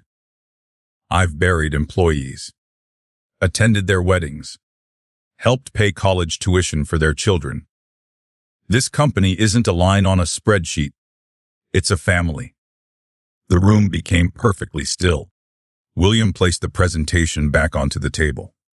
We're finished here. He walked out without raising his voice, without slamming a door, without creating a scene. Yet somehow, everyone in the room looked defeated. Emily followed him into the parking lot. You okay? William stared at the company sign for several seconds. I knew they wanted growth. I didn't know they wanted an exit. Emily hesitated. Did Daniel know? William answered quietly. Yes. You think so? I know so. There wasn't anger in his voice. Only disappointment, the kind that came from trust being quietly chipped away. That evening, after William had gone to bed early, Emily couldn't stop thinking about the meeting. Something still bothered her. Not what had happened before it. The unfamiliar executives, Daniel's nervousness, the forgotten folder, the confidential letter. None of it felt accidental. Unable to settle her thoughts, she returned to the kitchen for a glass of water.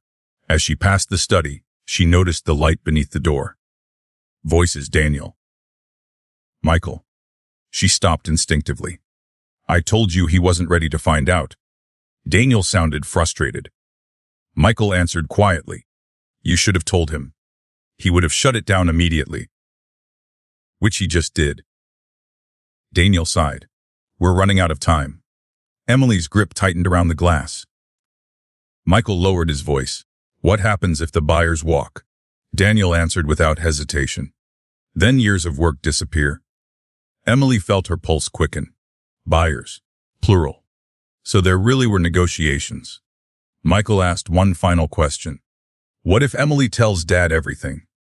Daniel gave a short laugh. She doesn't have proof. Emily remained perfectly still. Then, almost without thinking, she reached into her pocket, opened her notebook, and wrote, Wednesday, Fest 9:14 p.m. Culler's location study hallway. Doctor heard Daniel say, we're running out of time. Hullars heard Michael ask, what happens if the buyers walk? Daniel replied, then years of work disappear. She closed the notebook carefully. No assumptions, no opinions, just facts, exactly as William had taught her, exactly as Jonathan had advised, exactly as the hidden journals had shown, because somewhere deep inside, Emily had begun to realize that the greatest inheritance her father would ever leave behind wasn't money. It was the habit of protecting the truth, before anyone realized it needed protecting. The first frost of the season settled across the Carter estate 2 weeks later. Emily Carter stood on the front porch, just after sunrise, wrapped in a light sweater, watching white mist drift across the lawn. The maple trees lining the driveway had turned brilliant shades of red and gold. Her mother had always loved autumn. William often said Margaret believed the trees spent all year teaching people one simple lesson. Beautiful things aren't afraid to let go. Emily smiled at the memory. Then she heard the front door open behind her. William stepped outside carrying 2 steaming mugs. You stole my morning view. Emily accepted one of the mugs. I thought I got here first. You did. I simply own the porch. She laughed. I suppose that's difficult to argue with. For several quiet minutes, neither of them spoke. The silence wasn't empty. It was comfortable. The kind shared by people who didn't need conversation to enjoy each other's company. Finally, William looked toward the driveway. Today's going to be noisy. Emily nodded. I know. It'll be good. He smiled. I hope so. Today was William Carter's 73rd birthday. The first birthday the family would celebrate since his heart attack. Emily had spent nearly a week preparing. Not because Willie wanted anything elaborate. Quite the opposite. He had specifically asked for something simple. Just family. Unfortunately, Simple had never described the Carter family. By 9 o'clock, the house smelled like roasted turkey, fresh bread, cinnamon, and pumpkin pie. Emily moved effortlessly around the kitchen, checking timers, stirring gravy, setting the dining table. William tried to help. She caught him reaching for a heavy serving tray. Absolutely not. He looked offended. I carried steel beams for 30 years. And now you're carrying dinner rolls. I object. Objection denied. He sighed dramatically. You've become very bossy. You raised me. William couldn't argue with that. The first guests arrived shortly before noon. Aunt Helen, William's younger sister, warm, talkative, the unofficial keeper of every family story. She hugged William carefully. You scared 10 years off my life. William smiled.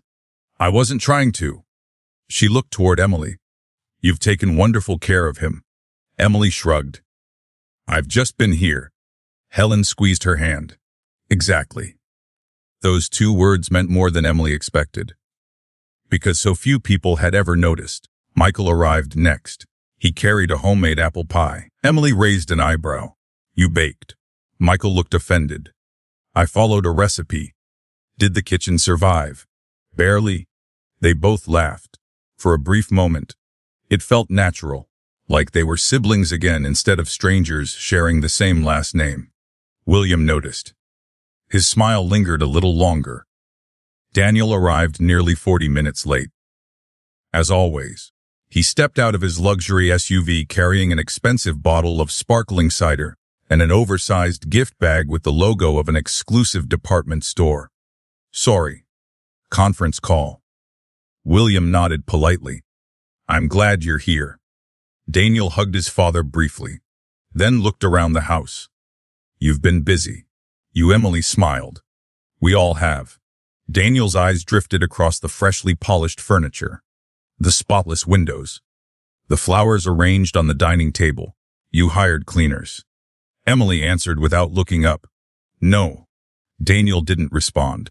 For some reason. That answer seemed to bother him. Lunch began peacefully.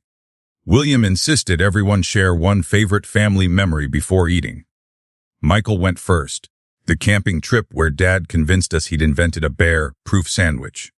William laughed. It worked. No bear ever stole our lunch. Aunt Helen rolled her eyes. Because there weren't any bears. Details. Everyone laughed.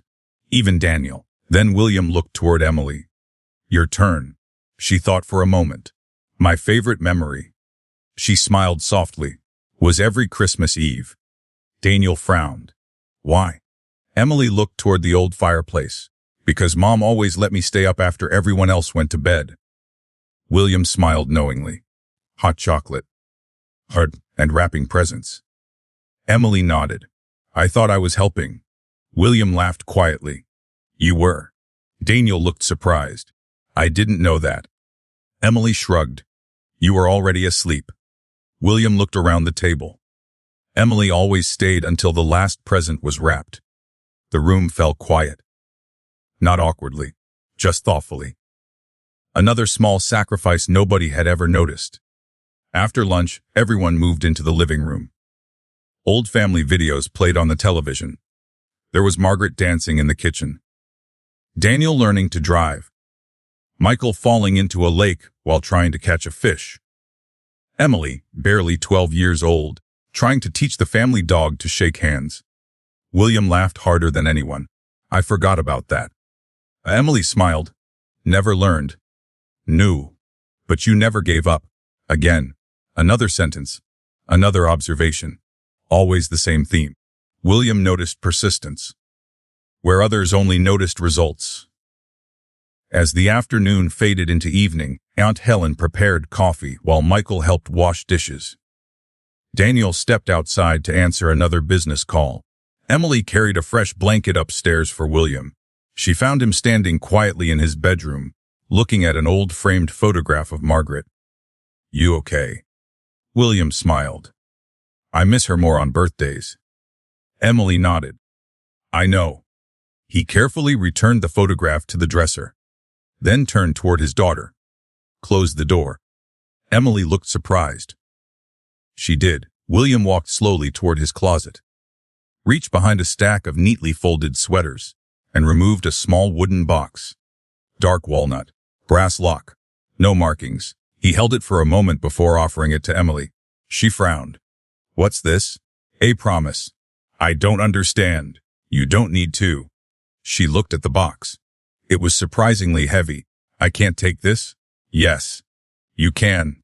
Dade. He gently placed it into her hands. Listen carefully. His voice became unusually serious.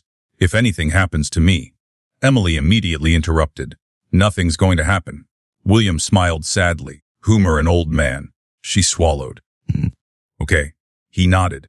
When the time comes, take this to Jonathan Hayes. Do not open it. Do not give it to anyone else. Not Daniel. Not. Only Jonathan.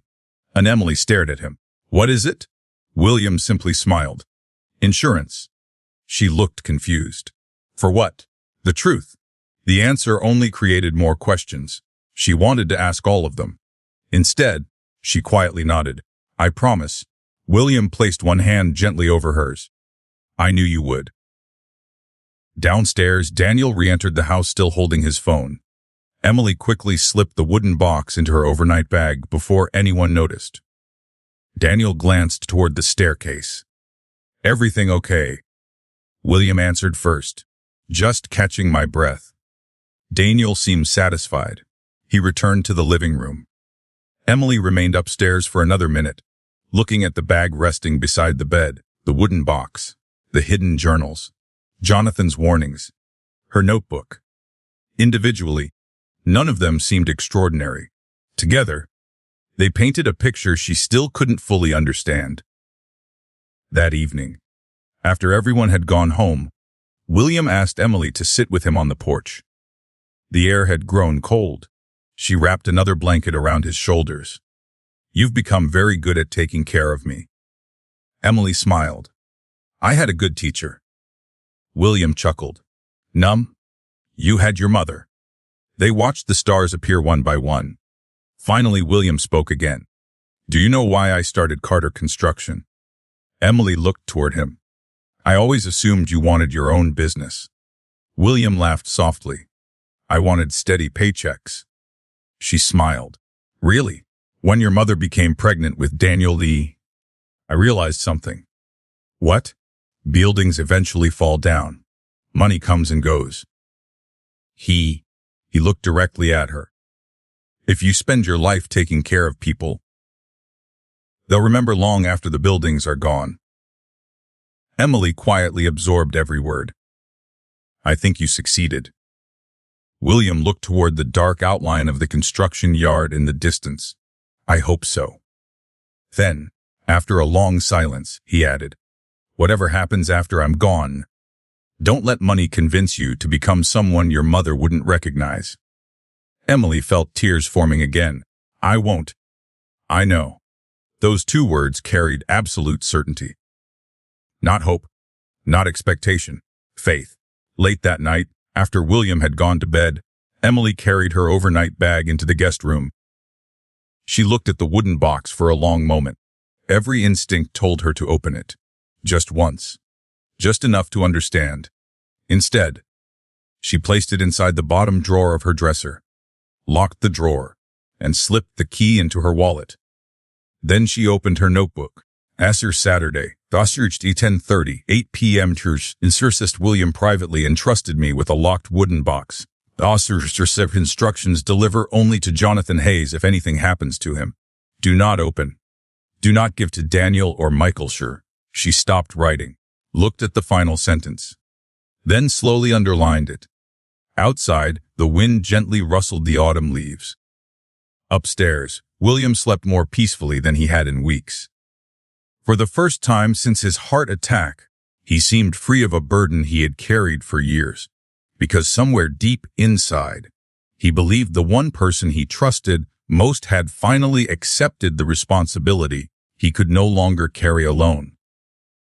Neither father nor daughter realized it, but William Carter had just placed the single most important piece of his life's work into Emily's hands. Not his company, Not his money. Not even his will. Something far more valuable. The final safeguard that would one day ensure the truth could never be buried. The first snow of the year arrived quietly. Emily Carter noticed it just before sunrise. Small flakes drifted lazily across the front yard, covering the maple leaves that autumn had refused to let go. She stood at the kitchen window with a mug of coffee in her hands. The Carter house was still asleep. For a few peaceful minutes, the only sound was the ticking of the old grandfather clock. Then she heard footsteps. William Carter entered the kitchen wearing his favorite navy cardigan. He smiled when he saw the snow. "So, it finally decided to show up." Emily smiled. "You've been checking the forecast every day." I was beginning to think winter forgot about us. She poured him a cup of coffee. Doctor approved. 1 cup.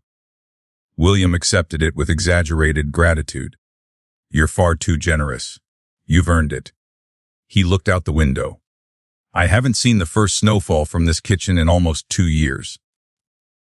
Emily frowned. "What do you mean? I was always at the office before sunrise." He chuckled softly. "I forgot how beautiful home looks in the morning." Emily glanced toward him. "You don't miss those early mornings." "Oh, I miss the people." He paused. "I don't miss believing work couldn't survive without me." Emily smiled. "It seems to be surviving. It always would have." He took another sip. "Life has a funny way of reminding us we're all replaceable." She shook her head. "I don't think that's true." William looked at her. "No. People are replaceable at jobs." She smiled gently. "They aren't replaceable in families." William's expression softened. "I wish I'd understood that sooner." Over the following week, William continued improving. He no longer needed his cane inside the house. His appetite returned. His laughter came more easily. Even Sarah Bennett commented during one of his follow-up appointments. "You've surprised all of us." William grinned proudly. "I've always enjoyed proving people wrong." Sarah laughed. "Keep doing exactly what you're doing." "I intend to." Emily noticed something else. For the first time since the heart attack, her father looked peaceful. Not simply healthier. Lighter. As though a weight had quietly slipped from his shoulders. That Saturday afternoon, William asked Emily to help him into the study. "I want to look through a few things." She helped him settle into his old leather chair. The room immediately seemed complete again, like its owner had finally returned. William slowly opened one of the drawers. Inside were dozens of handwritten thank you cards, employee retirement letters, Christmas cards, children's drawings sent by workers decades earlier. Emily smiled. "You kept all of these?" William nodded. "Every one." He picked up a faded crayon drawing of a construction truck. "Remember Jimmy Foster?" Emily laughed. "The electrician." He was terrified his son couldn't draw. She looked at the picture. "It looks exactly like a truck." William smiled. "I told him the same thing." He carefully placed it back. You never know which small kindness someone remembers for the rest of their life. Emily quietly absorbed those words. They sounded simple. Yet somehow, they felt important. The peace didn't last. Daniel arrived just after lunch. This time, he wasn't carrying paperwork. He looked unusually serious. "We need to talk." William gestured toward the living room. "Sit." Daniel remained standing. "I got another offer." William sighed. "I told you. The company isn't for sale." Daniel rubbed the back of his neck. "They're offering almost double." William smiled patiently. "Then they should buy another company." Dade. "This isn't emotional. It's business." William looked directly at him. "No. It's both." Daniel's voice rose slightly. "You spent your whole life building value. Now you won't cash in." William remained calm. "I didn't build value. I built trust." Shh. There's a difference. Daniel threw up his hands. "You can't pay bills with trust." William answered quietly. "I already did." Silence filled the room. Emily stood in the hallway, pretending to straighten a bookshelf while giving them privacy. Neither man realized she could hear every word. Daniel finally sighed. I don't understand you. William smiled sadly. I know. Michael arrived later that evening. Unlike Daniel, he came carrying grocery bags. I figured nobody wanted to cook. Emily laughed. You finally found the supermarket. I've been there before. Barely. William chuckled. The tension from earlier slowly faded. The three of them prepared dinner together. Michael chopped vegetables. Emily stirred soup. William insisted on slicing bread despite repeated protests. For a little while, everything felt almost ordinary. That night, after dinner, William surprised everyone. I'd like to make a toast. Michael looked confused. To what? William lifted his glass. Second chances. Emily smiled. William continued. Most people don't get one. I did. He looked around the table. I don't intend to waste it. Daniel wasn't there to hear those words. Emily wished he had been. The next morning began like any other. Emily woke before sunrise, started coffee, prepared breakfast. She noticed William hadn't come downstairs yet. Unusual. He was always awake first. She climbed the stairs, knocked gently on his bedroom door. Dad. No answer. She smiled to herself. Sleeping in. She knocked again. Still nothing. A tiny knot formed in her stomach. She slowly opened the door. William lay peacefully beneath the blankets. His face looked calm, almost content. Emily stepped closer. Dad. She gently touched his shoulder. It was cool. She reached for his wrist. Nothing. The room became impossibly quiet. For several long seconds, her mind refused to understand what her heart already knew. She sat beside him, took his hand, held it exactly the way he had held hers after every childhood nightmare. A single tear rolled down her cheek. Then another. She didn't scream. She didn't collapse. She simply whispered, "Thank you." For everything. Sarah Bennett arrived with the emergency responders a short time later. After examining William, she quietly removed her stethoscope. She looked toward Emily. "I'm so sorry." Emily nodded silently. Sarah sat beside her. "He looks peaceful." Emily managed a faint smile. He always said, if he could choose, he wanted to go at home. Sarah gently squeezed her shoulder. It appears he did. Daniel and Michael arrived within the hour. Daniel walked into the bedroom first. The confident businessman disappeared instantly. He stood frozen, unable to speak. Michael entered behind him. The sight of his father stopped him cold. He quietly sat down in the chair beside the window. No one spoke for several minutes. Grief didn't require conversation. It simply filled the room. The funeral took place 4 days later. Snow covered the cemetery. The sky remained a pale winter gray. Friends, former employees, neighbors, church members. The line of mourners seemed endless. Emily stood beside the casket greeting each person. Again and again she heard the same sentence. Your father helped me. Sometimes it was a loan. Sometimes career advice. Sometimes a job when no one else would hire them. One elderly man quietly shook Emily's hand. Your father paid my mortgage one Christmas. Emily looked surprised. I never knew. He asked me never to tell anyone. The man smiled sadly. I think enough time has passed. Emily watched him walk away. Another quiet kindness. Another secret. Another life her father had quietly changed. Daniel delivered the eulogy. He spoke well about William's work ethic, his dedication, his achievements. Everything he said was true. But Emily noticed something missing. Not a single story about William as a father. Not one. When Daniel finished, the pastor asked whether anyone else wished to speak. Emily hadn't planned to. She slowly stood anyway, walked to the podium, looked across the crowded chapel, then smiled softly. My father built houses. A few people nodded. But that isn't what I'll remember. She paused. I'll remember the man who never let a birthday pass without a handwritten card. The man who carried spare blankets in his truck every winter. The man who stopped at every lemonade stand because he believed encouraging children mattered more than having exact change. Gentle laughter filled the room. Emily continued. He taught me that the smallest acts of kindness often become someone's biggest memories. She looked toward the casket, and he taught me that character isn't proven by what people say. It's proven by what people quietly do. Silence settled over the chapel. Not empty silence. Respectful silence. Many people wiped away tears. Even Daniel lowered his head. After the service ended, Jonathan Hayes approached Emily outside the chapel. He wasn't carrying his briefcase. Only a black wool coat and a solemn expression. He spoke quietly. When you're ready. Emily already knew what he meant. The will. Jonathan nodded. Your father was very specific. She took a slow breath. Tomorrow. Jonathan gave a small nod.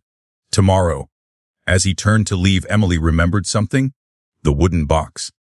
Still locked inside the dresser drawer at the Carter house. Exactly where William had instructed her to keep it. She slipped a hand into her coat pocket, where the small key rested. For the first time since his death, she understood. Tomorrow wouldn't simply be the reading of a will. It would be the beginning of the truth William Carter had spent decades protecting. And somewhere inside that locked wooden box, part of that truth was waiting to be revealed. The morning after William Carter's funeral arrived cold and silent. Emily Carter barely slept. The Carter house, once filled with the comforting sounds of her father's morning routine, now felt unnaturally still. No coffee grinder. No humming from the kitchen. No newspaper folded beneath his arm. Only silence. She stood in the study doorway for a long moment. Everything remained exactly as William had left it. His reading glasses rested on the desk. A bookmark remained halfway through the history book he'd been reading. His favorite fountain pen lay perfectly parallel to a yellow legal pad. Emily resisted the urge to straighten anything. The room wasn't messy. Paused. As though its owner had simply stepped outside. She opened the bottom drawer of the guest bedroom dresser. The small walnut box rested exactly where she had hidden it. She picked it up carefully. It felt heavier than she remembered. Not physically, emotionally. William's final instruction echoed in her mind. It's only Jonathan. She slipped the box into her shoulder bag, locked the drawer, then quietly walked downstairs. Daniel arrived first. He was dressed in another perfectly tailored navy suit. His expression was composed. Confident, he greeted Emily politely. Morning. Morning. Neither mentioned the funeral. Neither mentioned William. There seemed to be an unspoken agreement that emotions would wait until business was finished. Michael arrived a few minutes later. He looked exhausted. Dark circles framed his eyes. Unlike Daniel, he wasn't pretending everything was normal. You ready? Emily looked at him honestly. No. Michael nodded. Me neither. The drive to Jonathan Hayes' office took less than 20 minutes. Nobody turned on the radio. Nobody attempted conversation. Snow still covered the sidewalks, turning the town into a landscape of white and gray. Emily watched familiar streets pass by. She remembered sitting beside William in his pickup truck when she was 12, delivering Christmas baskets to retired employees. She remembered learning to drive in the empty parking lot behind the hardware store. She remembered believing her father would always be there. Funny how quickly life corrected assumptions. Jonathan's law office occupied the second floor of a restored brick building overlooking the courthouse square. It was warm inside. Quiet. The receptionist greeted them softly. Mr. Hayes is expecting you. She led them into a large conference room. A polished walnut table filled the center. Several leather chairs surrounded it. Fresh coffee waited on a side table. 3 neatly arranged folders sat before the seats.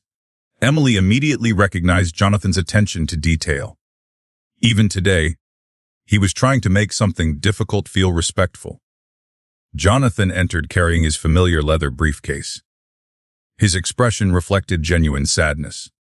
Not professional sympathy. Real grief. He had lost a friend. "Thank you for coming." The siblings quietly nodded. Jonathan remained standing. "Before we begin, I'd like to say something not as your attorney, but as William's friend." He paused. "I knew your father for 34 years. I watched him build a company. I watched him lose the love of his life. I watched him become a grandfather figure to employees who had nowhere else to turn." His voice softened. "And through all those years, I never once heard him speak without hope." The room remained silent. Jonathan placed one hand on the back of his chair. He believed people could become better. He believed families could heal. He believed time could fix almost anything. Jonathan looked at each sibling in turn. Those beliefs shaped every decision you're about to hear. He finally sat down. Jonathan opened the briefcase. Inside were several sealed envelopes, a thick bound document, multiple legal folders, everything carefully organized. He removed the largest document. This is William Carter's final will and testament." Daniel leaned forward slightly. Emily noticed. It wasn't obvious, but she had spent her entire childhood reading tiny changes in people's expressions. Daniel expected something. Michael simply looked nervous. Jonathan broke the seal, adjusted his glasses, then began reading. The opening pages covered routine legal language, personal information, witness signatures, executors. Nothing surprising. Daniel relaxed. Emily almost drifted into the rhythm of legal terminology. Then Jonathan reached a bookmarked page. He looked up. William requested that the following statement be read aloud before any assets are distributed. Jonathan unfolded a handwritten letter. Not typed. Written in William's unmistakable handwriting. He began reading. "If you're hearing these words, then I no longer have the chance to explain my decisions myself. Puff. That saddens me.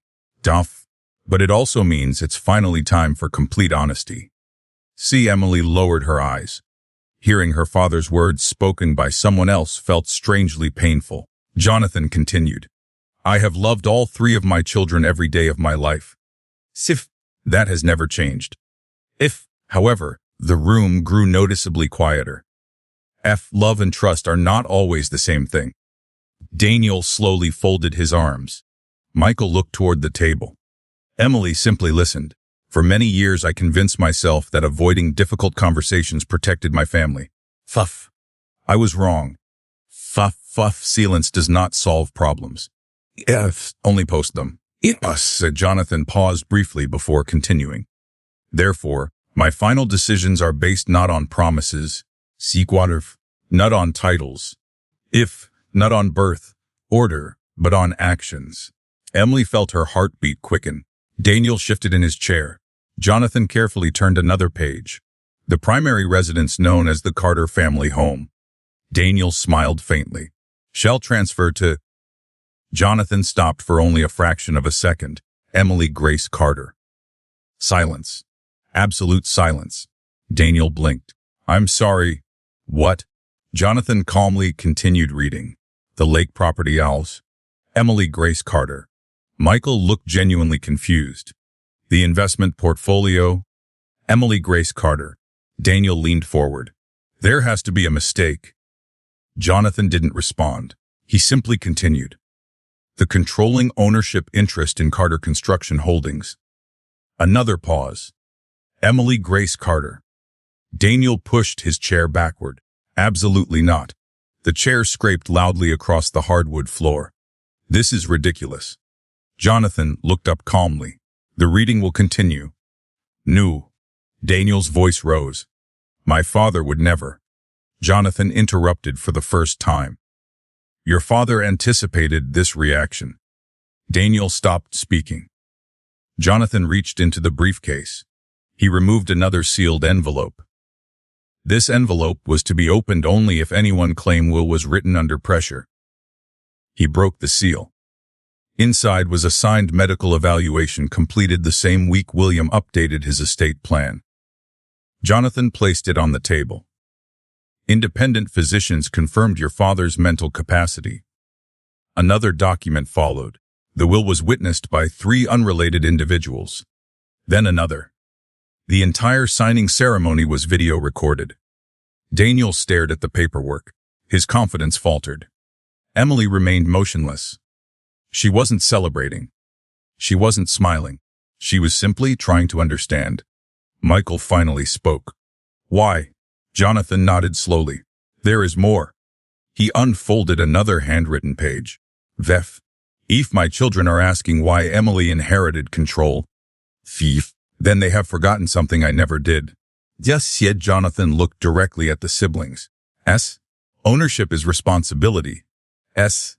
Responsibility belongs to the person who has already proven willing to carry it. Emily closed her eyes. She could almost hear William saying those words. Jonathan continued. The explanation for every decision follows. Daniel let out a frustrated breath. Explanation. Jonathan nodded. Your father prepared nearly 200 pages. Daniel's eyes widened.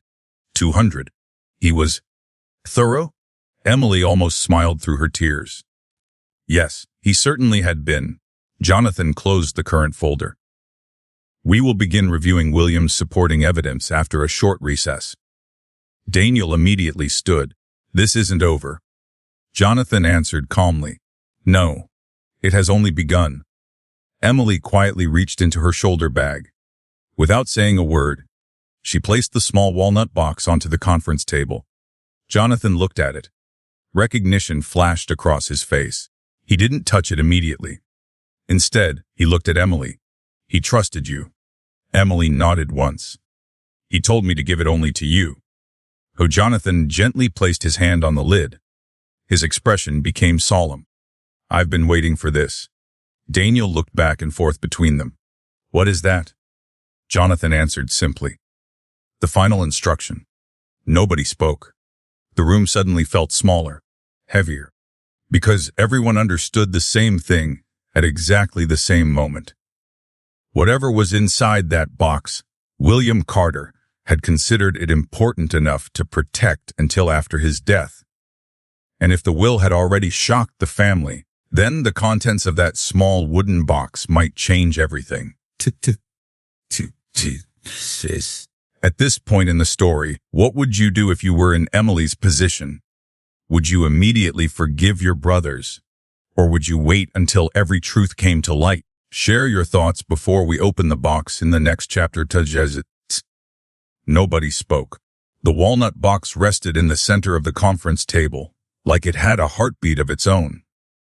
Daniel Carter stared at it with growing frustration. Michael Carter looked uncertain. Emily Carter simply folded her hands in her lap. Jonathan Hayes slowly reached into his desk drawer and removed a small brass key. Emily frowned. You have a key. Jonathan nodded. Your father insisted neither key would work alone. He looked toward the key Emily had brought. You've been carrying the second one. Emily reached into her wallet and carefully placed the tiny silver key beside the walnut box. Jonathan smiled sadly. William always believed important things should require 2 people acting in good faith. Daniel let out an impatient breath. Can we stop treating this like some kind of mystery? Jonathan calmly met his eyes. Your father never created mysteries. It created records. There was a difference. A very important difference. Jonathan inserted the brass key into one side of the lock. Emily inserted the silver key into the other, turned together. The locks clicked simultaneously. Jonathan slowly lifted the lid.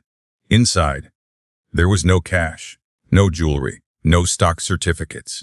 Instead, the box contained neatly labeled envelopes, several flash drives, a leather-bound ledger, and one handwritten note resting on top. Jonathan unfolded the note. This instruction is addressed to me. He began reading aloud. 5. If this box has been opened, then Emily honored her promise. Thank her for me. Emily lowered her eyes. A tear slipped silently onto her folded hands. Jonathan continued. Everything inside has been verified, copied, and secured elsewhere. Seth, nothing here is my opinion. Seth, everything is supported by evidence. Please show my children the truth. Woof, one receipt at a time. Sir Jonathan carefully folded the letter.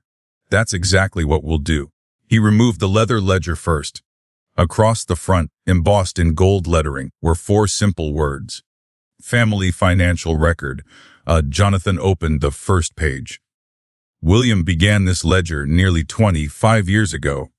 Daniel shook his head. Why would anyone keep something like that? Jonathan answered without looking up. Because your father balanced more than books. A balanced fairness. The first entry appeared on a projector screen mounted to the conference room wall. Jonathan had quietly connected one of the flash drives. A scanned copy of the original page filled the screen. Ease Business Loan ICE's recipient at Daniel Carter for its money year's purpose. Initial capital for Carter Commercial Development. S amount, $200,000. His status gift. Never repaid. Deja Daniel's face tightened. I never asked him to call it a gift. Jonathan nodded. Correct. He chose to. Emily looked toward her brother. She hadn't known. Not because Daniel had hidden it, because no one had ever told her. Jonathan opened another folder. Supporting documents. Those canceled checks. Bank transfers. Signed tax filings. Every document matched the ledger. Nothing had been exaggerated. Nothing was missing. Jonathan turned another page. Fees as an investment property assistance S. Chorus recipient Michael Carter. Purpose down payment assistance. ASAR's amount $125,000. FIHASAR status no repayment requested. Michael slowly rubbed his forehead. I thought. He stopped speaking. Jonathan looked up. You thought it came from company profits. Michael nodded weakly. Dad always said he'd handled it.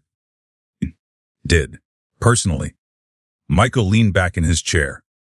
For the first time that morning, he looked genuinely shaken. Jonathan continued.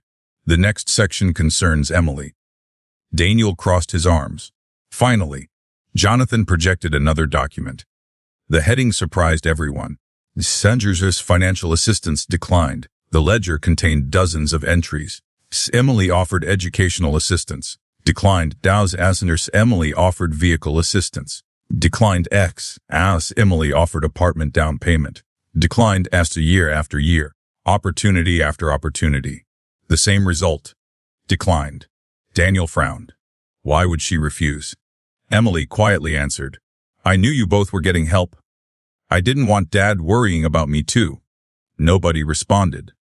Jonathan simply advanced to the next page. The projector displayed a pharmacy receipt, then another, then another.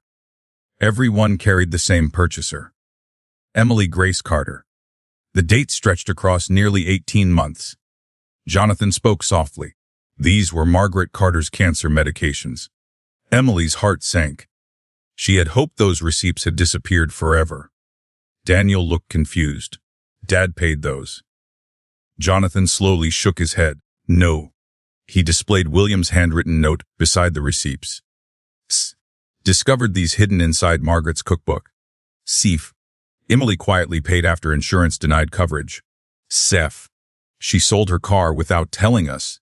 Silence consumed the room. Daniel looked toward Emily. You sold your car.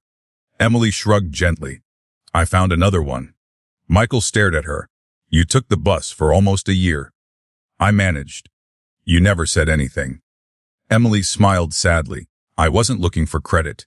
Jonathan didn't interrupt. He simply placed another receipt onto the screen, then another. Then another. Every document told the same story. Small sacrifices. Repeated quietly. Never mentioned. Never celebrated. Next came property tax records. Jonathan opened another folder. Carter residence. Emily frowned. What about it? Jonathan displayed 5 consecutive tax statements, each one stamped. Pay the payment confirmations listed the same account. Emily's personal checking account. Daniel blinked. No. Jonathan slid the original bank statements across the table. Your father temporarily lacked liquidity following Margaret's medical treatment. Emily covered the taxes. Daniel looked stunned. When? Jonathan checked the ledger. Over 5 consecutive years. Emily smiled awkwardly. The house mattered. William had written a note beneath the 5th payment. She thinks I don't know. Sekf, I know. Sef, I will never forget. Decia. Emily finally covered her face. She wasn't crying because everyone now knew. She was crying because, for years, she believed no one had noticed. Her father had noticed every single thing. Jonathan paused long enough to allow everyone to absorb what they had seen. Then he opened another envelope. This contains correspondence. He removed dozens of birthday cards, Christmas cards, postmarked envelopes, telephone logs. Each one documented regular communication between William and Emily. Jonathan looked toward Daniel. You previously stated Emily disappeared. Daniel swallowed. Jonathan continued gently. William kept every card she mailed. Every birthday. Every Father's Day. Every Christmas. Every handwritten note. Emily hadn't missed a single year. Not one. Michael whispered quietly. I thought she stopped calling. Jonathan looked toward him. William kept phone records too. He projected them. Weekly Sunday calls. For almost 12 years. Nearly every one lasted between 30 and 60 minutes. Michael slowly lowered his head. I never asked. Emily answered quietly. No. You didn't. There was no anger in her voice. Only truth. Jonathan removed one final folder. The label read, Character, Kashi. Daniel frowned. What does that mean? Jonathan smiled sadly. It means your father believed money explained very little. He opened the folder. Inside were handwritten observations, not financial records, simple moments. Emily shoveled my driveway before work. Kef, Daniel sent flowers after surgery. Sergeant Emily stayed overnight in hospital. Cigars. Michael repaired porch railing without being asked. Fars. Emily replaced leaking water heater. Sir, Daniel missed dinner because of conference. There was no judgment. Only facts. Year after year. Small moments. Carefully recorded. Jonathan looked around the room.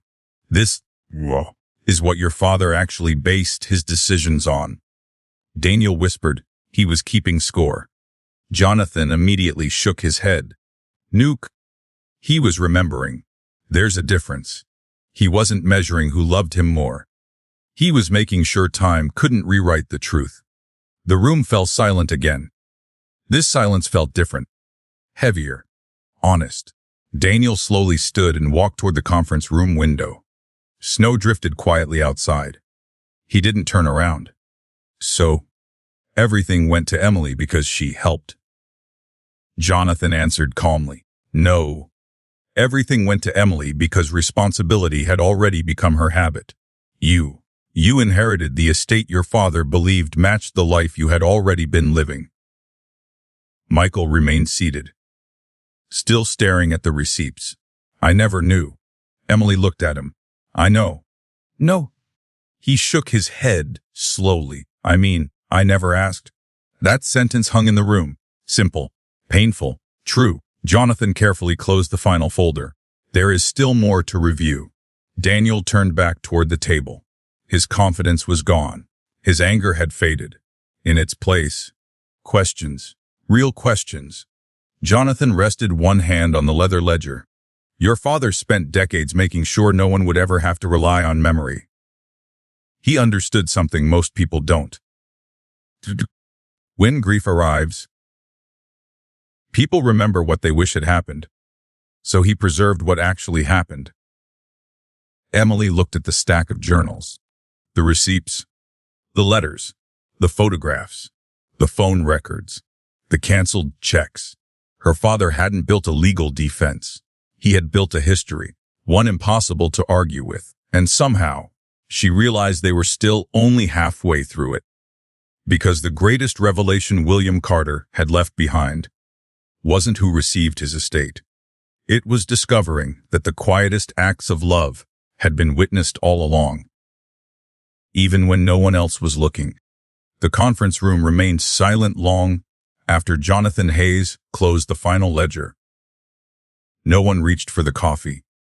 No one looked at their phone.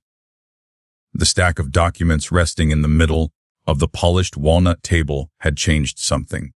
Not because they revealed a single dramatic secret, because they revealed thousands of ordinary truths. One receipt, one letter, one canceled check, one forgotten kindness at a time. Jonathan slowly removed his glasses. I suggest we take a short break. Daniel Carter didn't move. Neither did Michael. Emily Carter quietly looked out the window toward the courthouse square. Fresh snow continued to fall. People hurried across the sidewalks carrying shopping bags and umbrellas. Life continued, even when yours had completely changed. 10 minutes later, Jonathan returned carrying another banker's box. Unlike the first, this one wasn't filled with financial records. It contained photographs, maintenance invoices, insurance claims, utility bills, handwritten notes. Daniel looked exhausted. There's more. Jonathan gave a small nod. Quite a bit. William had clearly believed that if the truth was worth preserving, it was worth preserving completely.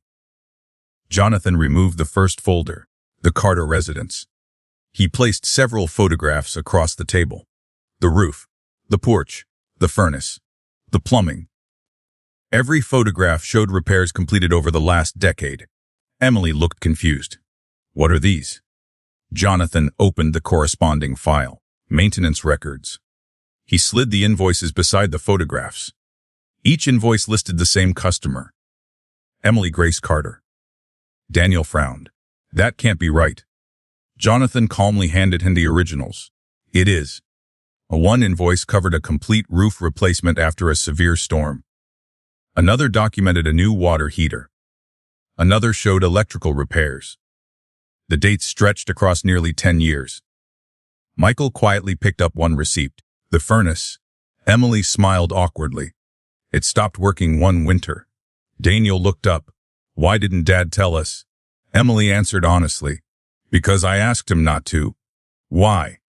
I knew you both had families. I could afford it. Daniel stared at her. You paid almost $30,000. Emily shrugged. The house mattered. Jonathan looked toward the brothers. William wrote a note beside that invoice. He read it aloud. She keeps repairing my home while apologizing for spending money on me. Nobody spoke. Jonathan opened another folder. Caregiving. Inside were hospital parking receipts, fuel receipts, appointment schedules, medication pickup logs. Each document formed a timeline. Nearly every medical appointment Margaret Carter attended during the final 2 years of her illness included one constant name. Emily. William had carefully highlighted it. Not to praise her, simply to remember. Jonathan displayed one calendar page on the projector. Every square contained handwritten notes. Eskimo therapy. Emily driving Boston radiation. Emily present, ARS specialist appointment. Emily present, ARS emergency room. Emily stayed overnight. Dr. Daniel slowly rubbed his forehead.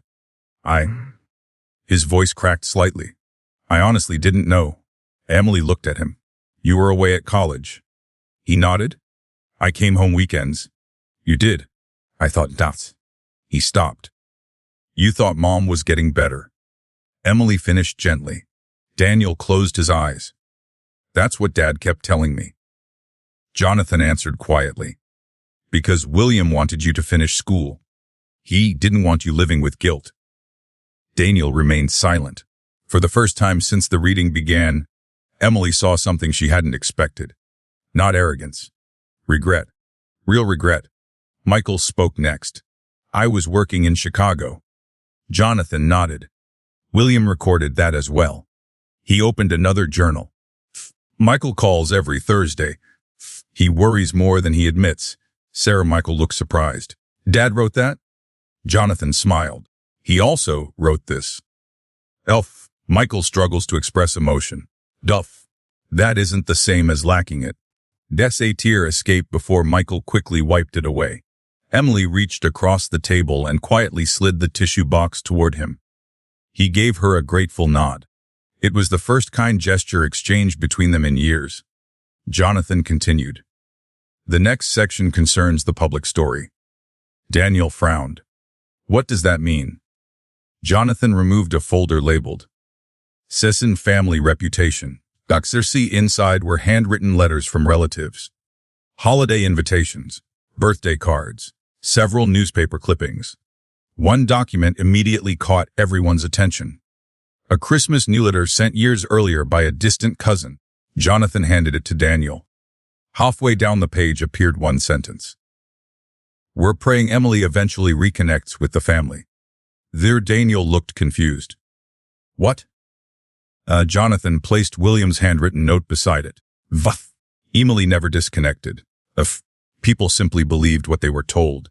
Thus, Michael slowly looked toward Daniel. Who told them that? Daniel didn't answer. Jonathan quietly did. Several family members recalled conversations suggesting Emily had moved on and no longer wished to stay involved. The room became painfully quiet. Emily finally spoke. I wondered why people stopped calling. Jonathan nodded. They believed you wanted distance. Emily lowered her eyes. I didn't. No, you didn't? Daniel stood and walked toward the window again. Snow continued falling. He spoke without turning around. I said things. Nobody interrupted. I was angry. He laughed bitterly. Actually, I think I was jealous. Emily looked surprised. Daniel slowly turned back. They'd always talked about you. You were the responsible one, the dependable one, the thoughtful one. So, I convinced myself he only noticed you because you always needed help. He swallowed hard. It was easier than admitting. He noticed you because you were always helping. The room remained completely still. Emily hadn't expected an apology. Not today. Maybe not ever. Jonathan quietly allowed the silence to do its work. Michael finally broke it. I helped spread that story. Daniel looked toward him. Michael sighed heavily. I never started it. But I never corrected it either. He looked directly at Emily. I'm sorry. Emily studied his face. For several long seconds. Then quietly nodded. Thank you. She didn't say, it's okay. Because it wasn't. She didn't say, I forgive you. Not yet. She simply acknowledged the apology. Sometimes, that was the most honest response. Jonathan opened another envelope. This is William's final written explanation regarding the estate. He unfolded several pages. The handwriting was slightly shakier than earlier letters. Clearly written after the heart attack, he began reading. People may believe I rewarded Emily because she sacrificed. That isn't true. Sacrifice alone should never be rewarded. Jonathan looked up briefly before continuing. I chose Emily because she never once expected repayment. Every time she helped she believed no one would ever know. Emily felt fresh tears gathering. Jonathan continued. Integrity is what people do when they believe no one is keeping score. Emily spent decades believing nobody noticed. She was wrong. Said the room blurred through Emily's tears. Her father had noticed. Every grocery run, every repaired fence, every birthday card, every Sunday phone call, every overnight hospital stay, everything. Jonathan gently folded the letter. I believe that answers the question everyone asked yesterday. Daniel looked down. It does. Michael nodded silently. Neither argued. Neither protested. Because there was nothing left to challenge. The evidence hadn't accused anyone. It had simply remembered. Just then the conference room door opened. Jonathan's assistant stepped inside. I'm sorry to interrupt. Jonathan looked up. What is it? There are several former employees asking if they may leave something for the family. Jonathan smiled. Of course. Moments later, 3 retired construction workers entered carrying a large cardboard box. One of them smiled warmly at Emily. Your dad always kept copies. We thought maybe you'd want the originals. Emily looked inside. Hundreds of handwritten thank you letters. Every one addressed to William. From employees, neighbors, families he had quietly helped over the years. One elderly man smiled. He changed a lot of lives. Emily carefully picked up the first letter. Then another. Then another. A pattern quickly emerged. Nearly every letter ended the same way. Please thank your daughter Emily. She frowned. The man nodded. Your father always said he couldn't have helped us without you. Emily covered her mouth. She had never known. William hadn't just noticed her sacrifices. He had shared the credit for his own kindness with her. Even when she wasn't there to hear it, Jonathan quietly looked around the room.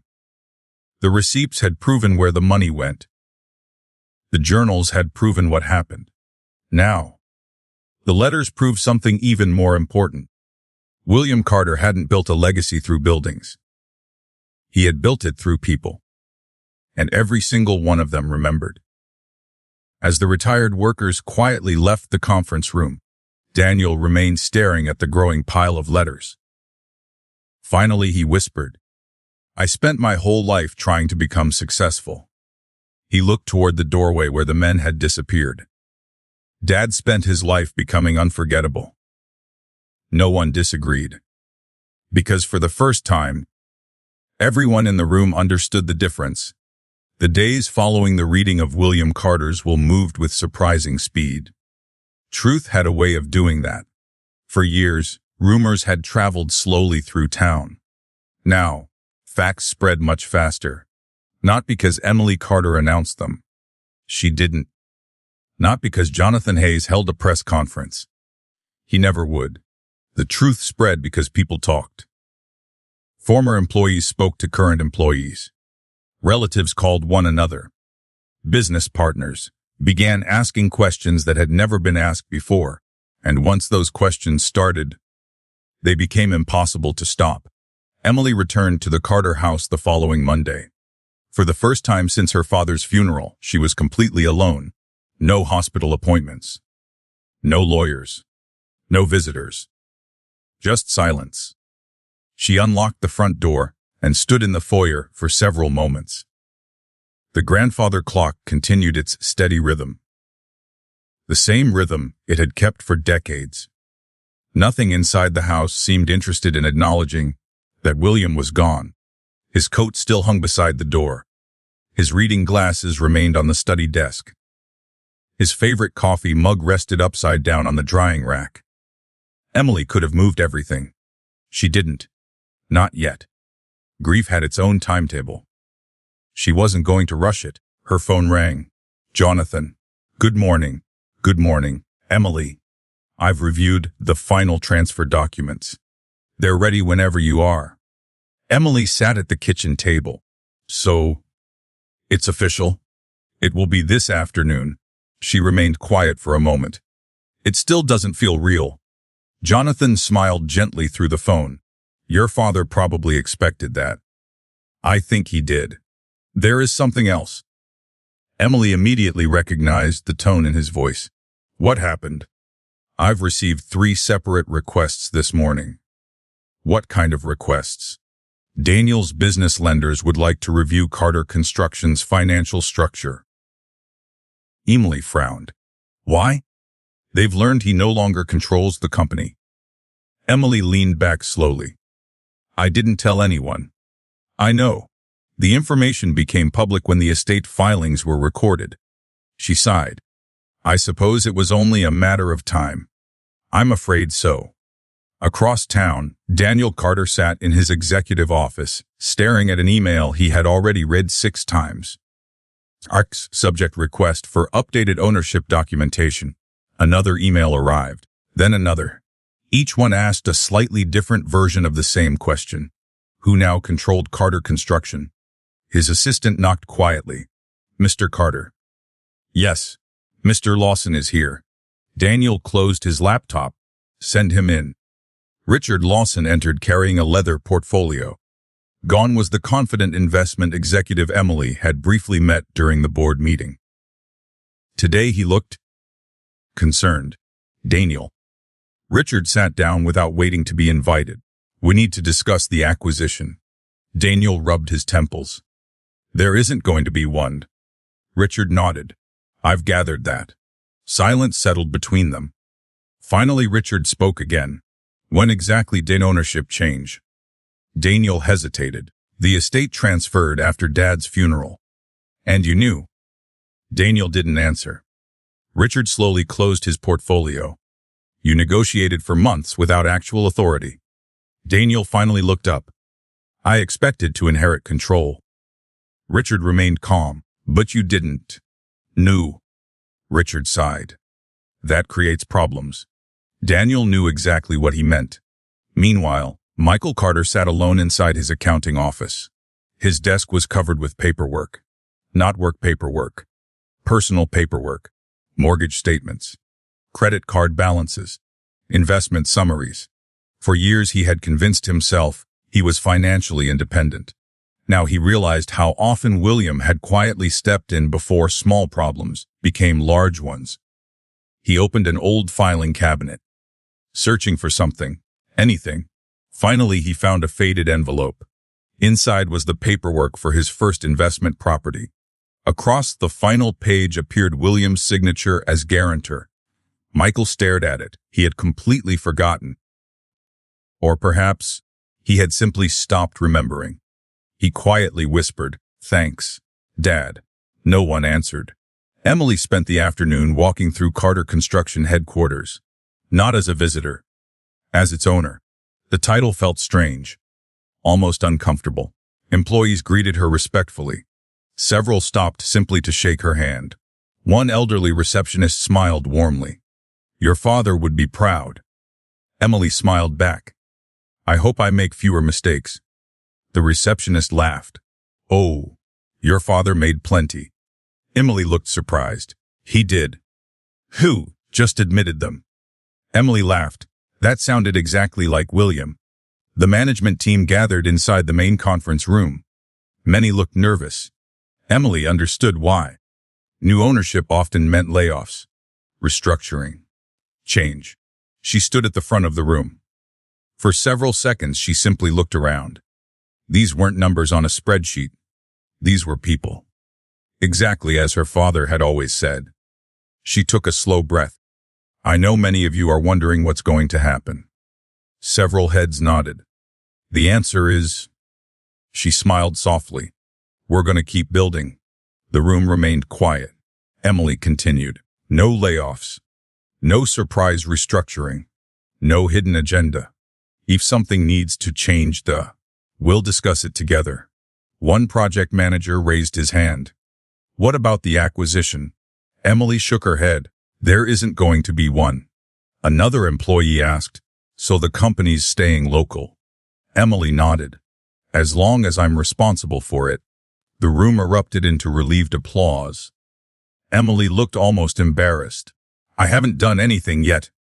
An older foreman smiled. No? But your father did. And he trusted you. That's enough for us. Emily felt tears threatening again. She quickly blinked them away.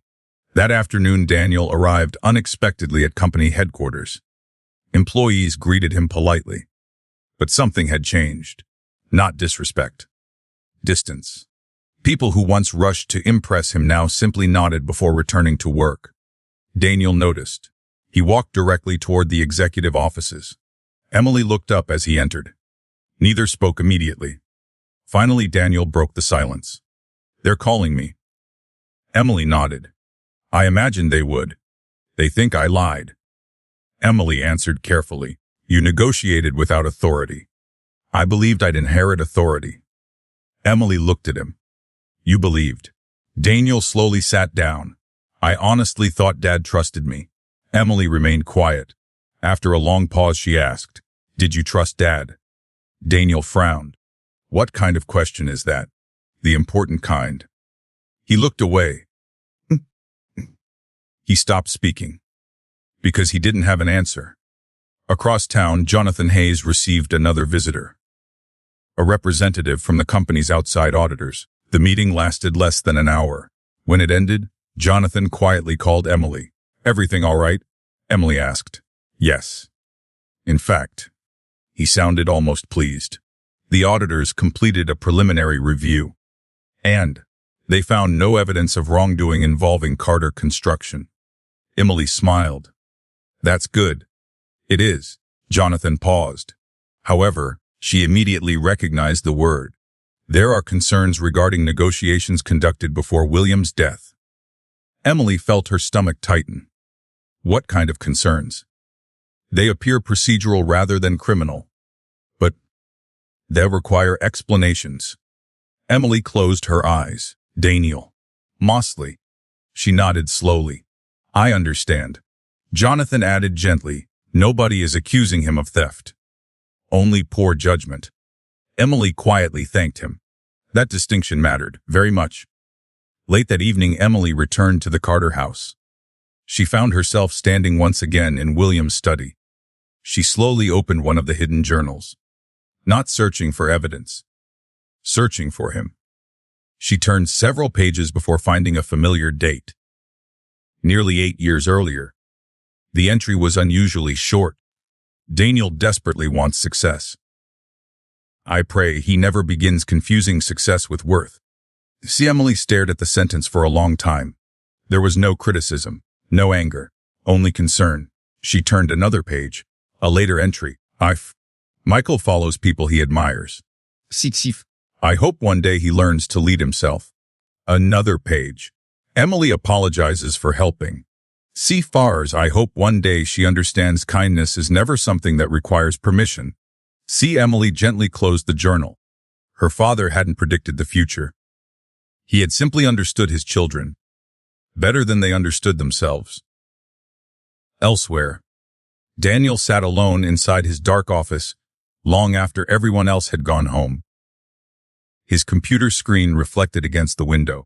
One unopened email remained in his inbox. Subject, request for clarification regarding acquisition discussions. He didn't open it. Instead, he looked at an old family photograph sitting in the corner of his desk. 3 children, 1 father, 1 mother. Summer sunshine. Nobody cared about ownership. Nobody cared about inheritance. Nobody cared about money. He quietly picked up the frame. For the first time in years, he couldn't remember when everything had started feeling like a competition. And that realization frightened him, far more than losing the company ever could. 3 weeks passed. Winter settled over the town completely. The excitement surrounding William Carter's will slowly faded from public conversation. People returned to work. Children went back to school after the holidays. Construction crews bundled themselves against the cold. Life moved forward. It always did. Emily Carter discovered something surprising.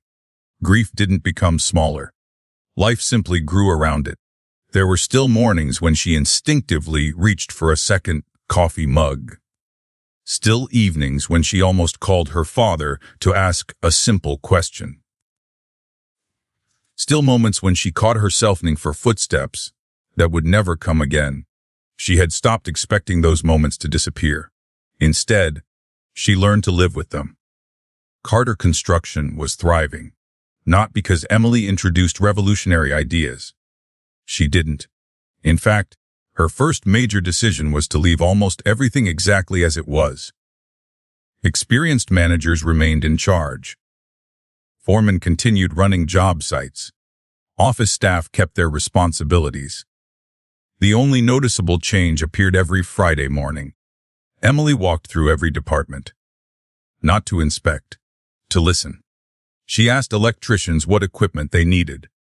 She asked receptionists what frustrated customers most often. She asked apprentices how training could improve. Her father had once told her, "The people closest to the work usually know how to improve it." He had been right.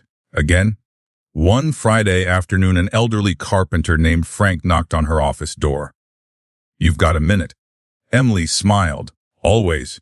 Frank stepped inside carrying a worn baseball cap in his hands. "I wanted to tell you something." Emily gestured toward the chair. He remained standing. "Your dad used to walk the sites every Thursday." "I know." "You walk every Friday." Emily laughed. "I figured I shouldn't copy him exactly." Frank smiled. "You know the only difference." Emily raised an eyebrow. What? He always asked. How's the job going? Frank's smile widened. You ask. How are you doing? Emily hadn't realized. Frank nodded thoughtfully. That's why people are following you. After he left, Emily sat quietly for several minutes. Leadership. Her father had taught it without ever calling it leadership. That evening, Jonathan Hayes arrived at the Carter house, carrying a thin folder. Emily invited him into the study. He looked around the room. It still feels like William? Emily smiled sadly. I haven't changed much. I noticed. Jonathan placed the folder on the desk. I've completed the estate review. Everything's finished. Almost. Emily frowned. What's left? Jonathan opened the folder. One recommendation. She looked surprised. A legal recommendation. No. A personal one. Emily leaned back. I'm listening. Jonathan folded his hands. Your father often asked me one question. What was it? If the family ever broke apart, what would it take to put it back together? Emily stared quietly at the desk. I don't know. Neither did he. Jonathan smiled gently. But he hoped you'd figure it out. Emily laughed softly. He had a lot of faith in me. He had a lot of evidence. Jonathan slid a single sheet of paper across the desk. At the top were 3 words. And family settlement proposal. Emily looked confused. What is this? Nothing official. Just an idea. She read quietly. It proposed allowing Daniel and Michael to purchase minority ownership in Carter Construction over time. Not through inheritance. Through performance. Every share would have to be earned, paid for, with clear accountability. Emily looked up. They'd never agree. Jonathan smiled. Probably not. Then why write it? Because William believed redemption should always remain possible. Emily rested the paper on the desk. My brothers tried to sell the company. They negotiated behind Dad's back. They lied about me for years. Jonathan nodded. I know. She looked toward the window. So why am I even considering this? Jonathan answered without hesitation. Because you're William's daughter. That sentence lingered long after Jonathan left. Emily remained in the study staring at the proposal. She wasn't thinking about money. She had enough. She wasn't thinking about fairness. The will had already settled that. She was thinking about something her father had written years earlier. Mercy without accountability creates entitlement. Accountability without mercy creates bitterness. She opened one of the journals. Found the page. Read it again. Then smiled. Her father really had prepared her for almost everything. 2 days later, Emily called both brothers. I'd like to meet. Daniel sounded suspicious. Why? Because we're still family. A long pause followed. Finally, he answered, okay. Michael agreed immediately. They met at the old lakeside cabin. The property William had refused to sell. Snow covered the dock. The lake had partially frozen. The cabin itself smelled of cedar wood and old memories. Their father had brought them here almost every summer growing up. Daniel walked inside first. I haven't been here in years. Michael smiled faintly. Dad never missed a summer. Emily placed a kettle on the stove. For several minutes, nobody spoke. Finally, she broke the silence. I didn't ask you here to argue. Daniel folded his arms. Then why? She placed 3 mugs on the table. I want to make you an offer. Both brothers looked surprised. What kind of offer? Emily took a slow breath. You can earn ownership in Carter Construction. Daniel blinked. I'm sorry. What? What? She calmly explained Jonathan's proposal. Performance. Transparency. Independent oversight. No special treatment. Every share purchased at fair value. Every decision reviewed. Michael looked genuinely shocked. You'd actually do that? Emily nodded. If. She emphasized the word. Certain conditions are met. Daniel's expression hardened slightly. What conditions? Emily slid another document across the table. First, you both publicly correct the story that I abandoned the family.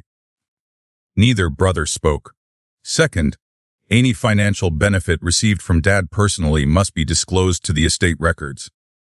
Michael nodded slowly. That's fair. Emily continued. Third, we rebuild trust. Daniel frowned. How do you measure that? You don't. You practice it. Silence settled over the cabin. Finally, Daniel laughed.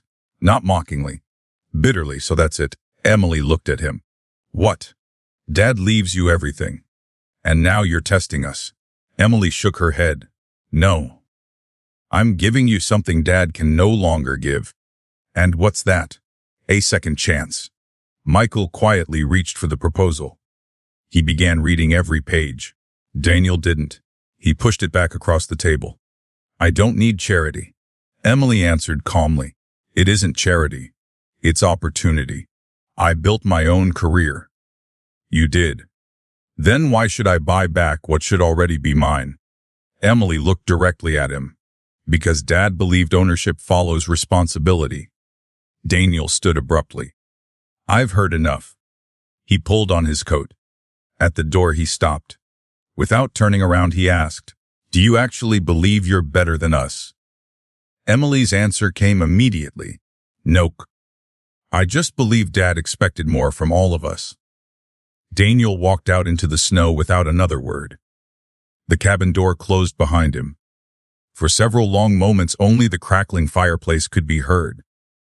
Michael remained seated, still reading. Finally he looked up. I think he wanted me to follow him. Emily frowned. What do you mean? Michael sighed. Growing up, Daniel always seemed certain, so I copied him. He smiled sadly. I never stopped. Emily poured fresh tea into his mug. You can stop now. He looked down at the proposal. I'd like to try. Emily smiled gently. Then that's where we start. That evening, Emily returned to the Carter house. She walked through the quiet rooms until she reached the study. As always, she opened one of William's journals. Not because she needed answers, because it made her feel close to him. She found an entry written almost 15 years earlier. Today Emily asked whether people can really change. Sif, I told her yes. Not because people become different overnight. Sif, because one honest decision eventually becomes two. Sif, then, a lifetime. As Emily closed the journal and looked around the room. Outside, snow continued falling across the empty construction yard. Somewhere in town, Michael was reading the proposal again. Somewhere else, Daniel was convincing himself he didn't need it. For the first time since William's death, the future no longer depended on the will. It depended on choices. The same thing William had believed all along.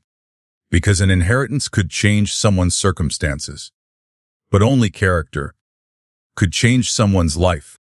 Daniel Carter drove away from the lakeside cabin without looking in the rearview mirror. Snow crunched beneath the tires of his SUV as he pulled onto the empty highway.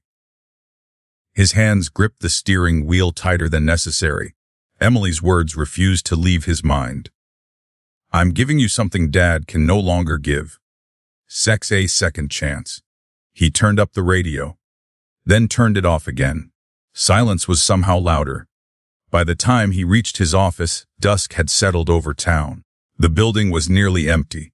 Most employees had already gone home. For years, Daniel had taken pride in being the last one to leave. Tonight, the empty hallways felt less like dedication and more like loneliness. His assistant had left a neat stack of folders on his desk. On top sat a yellow sticky note. Ask please call First National Bank. He sighed. Another lender. Another explanation. He picked up the phone. The conversation lasted less than 10 minutes. When he hung up, he remained staring at the receiver. Nothing catastrophic had happened. No loans had been called. No accounts had been frozen. But the bank wanted updated financial projections, more documentation, more oversight. Trust, once given freely, now required paperwork. Daniel leaned back in his chair. For the first time in his career, he wondered if reputation was worth more than revenue. Across town, Michael Carter sat alone at his dining room table. Emily's proposal remained open before him. He had read every page 3 times. Each time he found himself stopping at the same paragraph. As ownership must be earned through accountability, transparency, and demonstrated leadership. He smiled faintly. That sentence sounded exactly like William, not because of the wording, because of the expectation. William had never believed anyone deserved something simply because they wanted it. He believed people earned trust, the same way they earned respect. Quietly, over time, Michael folded the proposal carefully. Instead of placing it back into the envelope, he set it beside his car keys. The next morning, Emily arrived early at Carter Construction. She enjoyed the building before everyone else arrived.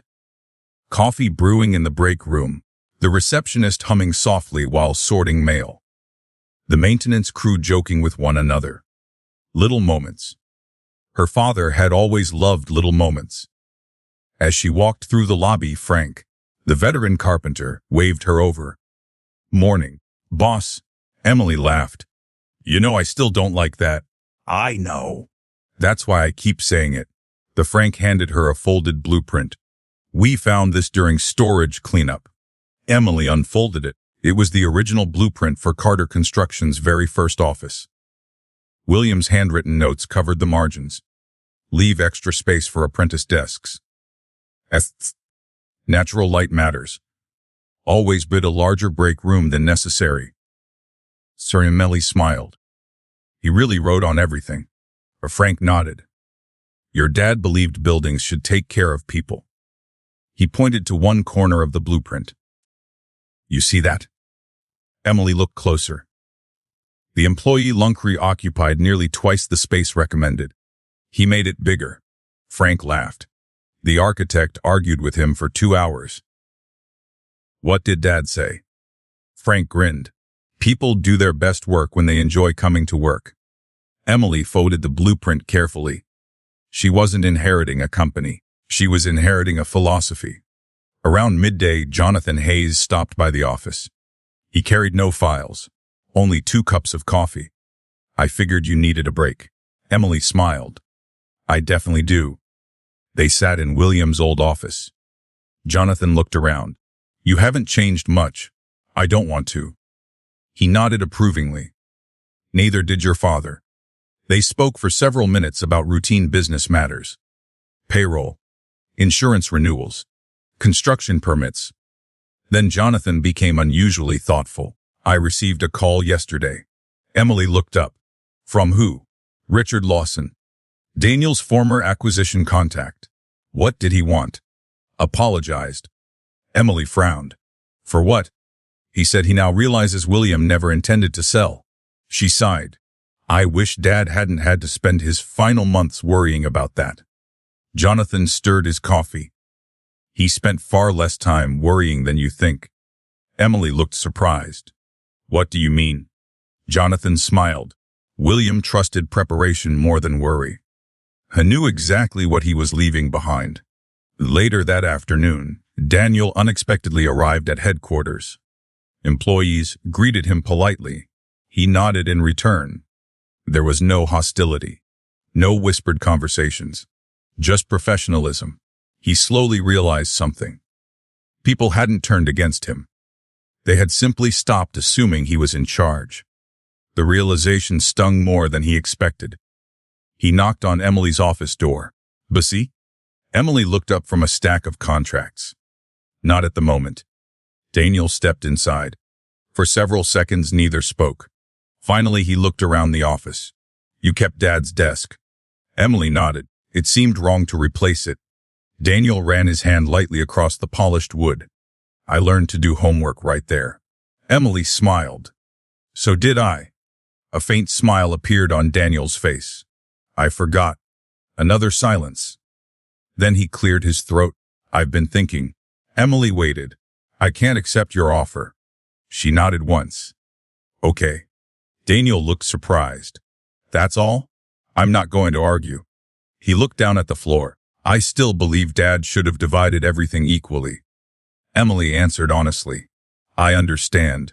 But, she continued quietly, I don't think equal and fair are always the same thing. Daniel didn't respond, because somewhere deep inside, he knew exactly what she meant. He simply wasn't ready to admit it. As Daniel prepared to leave, he paused in the doorway. Can I ask you something? Of course. Were you ever angry with Dad? Emily thought carefully. Yes. Daniel looked genuinely surprised. When Mom was sick, she folded her hands. I was angry that he tried carrying everything himself. I was angry that he never asked for help. I was angry that he protected everyone except himself. Daniel nodded slowly. I never knew. I never told anyone. She smiled sadly. Being angry doesn't mean you stop loving someone. Daniel quietly absorbed those words. Then he left. That evening, Michael arrived after work. Unlike Daniel, he carried a folder. I've got something. Emily looked puzzled. What is it? My financial records. She frowned. Why? I wanted to start with your first condition. He placed the folder on the desk. It lists every dollar Dad ever gave me. Emily stared at him. You didn't have to bring this tonight. I know. I wanted to. She opened the folder. Everything was organized. Loan documents, property records, investment summaries. Michael had even written notes explaining which payments he remembered and which he had forgotten. Emily looked up. This must have taken hours. He smiled weakly. It took most of the weekend. She closed the folder. This isn't about paying Dad back. I know. It's about being honest. Michael nodded. I finally understand that.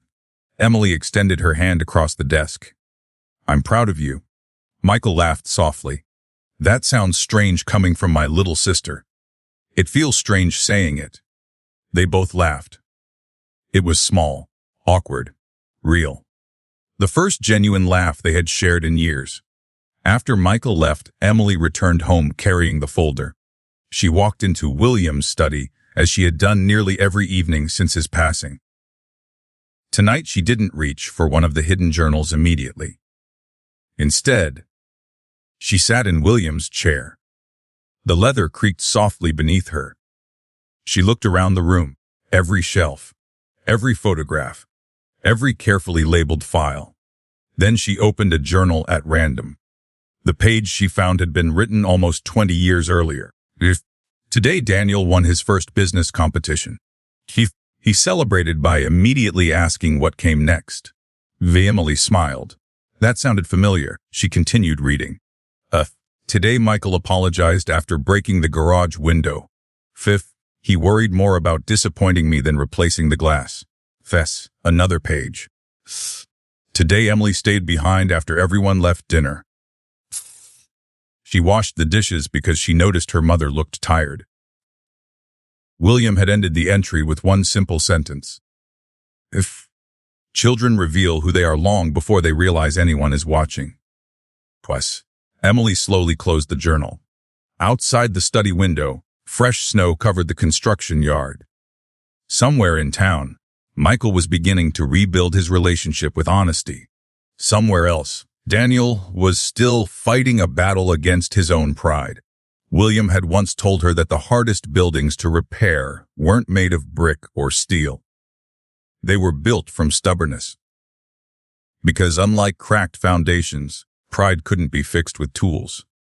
Only with humility, and humility always arrived on its own schedule. Winter slowly gave way to early spring. The snow melted from the Carter estate one quiet afternoon, revealing patches of green grass beneath the last stubborn piles of ice. Emily Carter stood on the front porch with a rake in her hands. Her father had always insisted that the first warm weekend of the year belonged outside. The house survived another winter. He used to say, the least we can do is thank it. Emily smiled at the memory. Then she began clearing the flower beds. Not because they desperately needed it. Because it felt like something William would have done. By mid-morning, a familiar pickup truck rolled into the driveway. Jonathan Hayes stepped out carrying a long cardboard storage box. Emily set the rake aside. I wasn't expecting you. Jonathan smiled. I found something. He lifted the box. Actually, I found several things. They carried it into William's study together. Jonathan placed it carefully on the desk. I've been organizing William's files. I thought we'd already gone through everything. So did I. He removed the lid. Inside were dozens of sealed envelopes, each one labeled in William's handwriting. Quicksavers for Carter Construction, Cost for Emily, Summered Scholars for Michael, Adhesive for Jonathan. Something. Emily looked at the final envelope. It was different, larger. Across the front, William had written only 4 words. Open last has see. Jonathan nodded toward it. I think that's today's job. Emily carefully broke the seal. Inside was a thick handwritten letter. The pages had been numbered. William must have written it over several days. Jonathan adjusted his glasses. Would you like me to read? Emily looked at the first page. I don't think I can. Jonathan nodded. Then he began. If this letter has been opened, then my business has been settled. My estate has been divided. And my children have probably argued far more than I hoped they would. Emily laughed quietly through gathering tears. That sounds like him. Jonathan smiled. It certainly does. He continued reading. To wife, if you're looking for one final explanation, Ospav, here it is. Why? My greatest mistake was believing I had unlimited time to correct small problems. I thought next month would be easier. Next year would be calmer. Retirement would create opportunities for difficult conversations. Life had other plans. The room grew still. Jonathan turned the page. Many people will believe my estate was about money. It never was. Money is only useful because it reveals priorities. Character reveals everything else. Everly closed her eyes. Those words sounded less like advice and more like a lifetime distilled into a single paragraph. Jonathan continued. Daniel, if you're reading this, know that I have never doubted your intelligence. Then I worried only that one day success would become more important to you than significance. Emily quietly looked toward the window. She imagined her older brother hearing those words. William wasn't attacking him. He never had, even now. He was trying to teach him. Jonathan turned another page. You have always believed you must prove yourself. The painful truth is that you never needed to. I swear you were already my son. Emily felt tears welling again. William hadn't withheld love. He had withheld approval of certain choices. There was a difference. Jonathan continued. Michael, fooled. You spent too much of your life following the loudest voice in the room.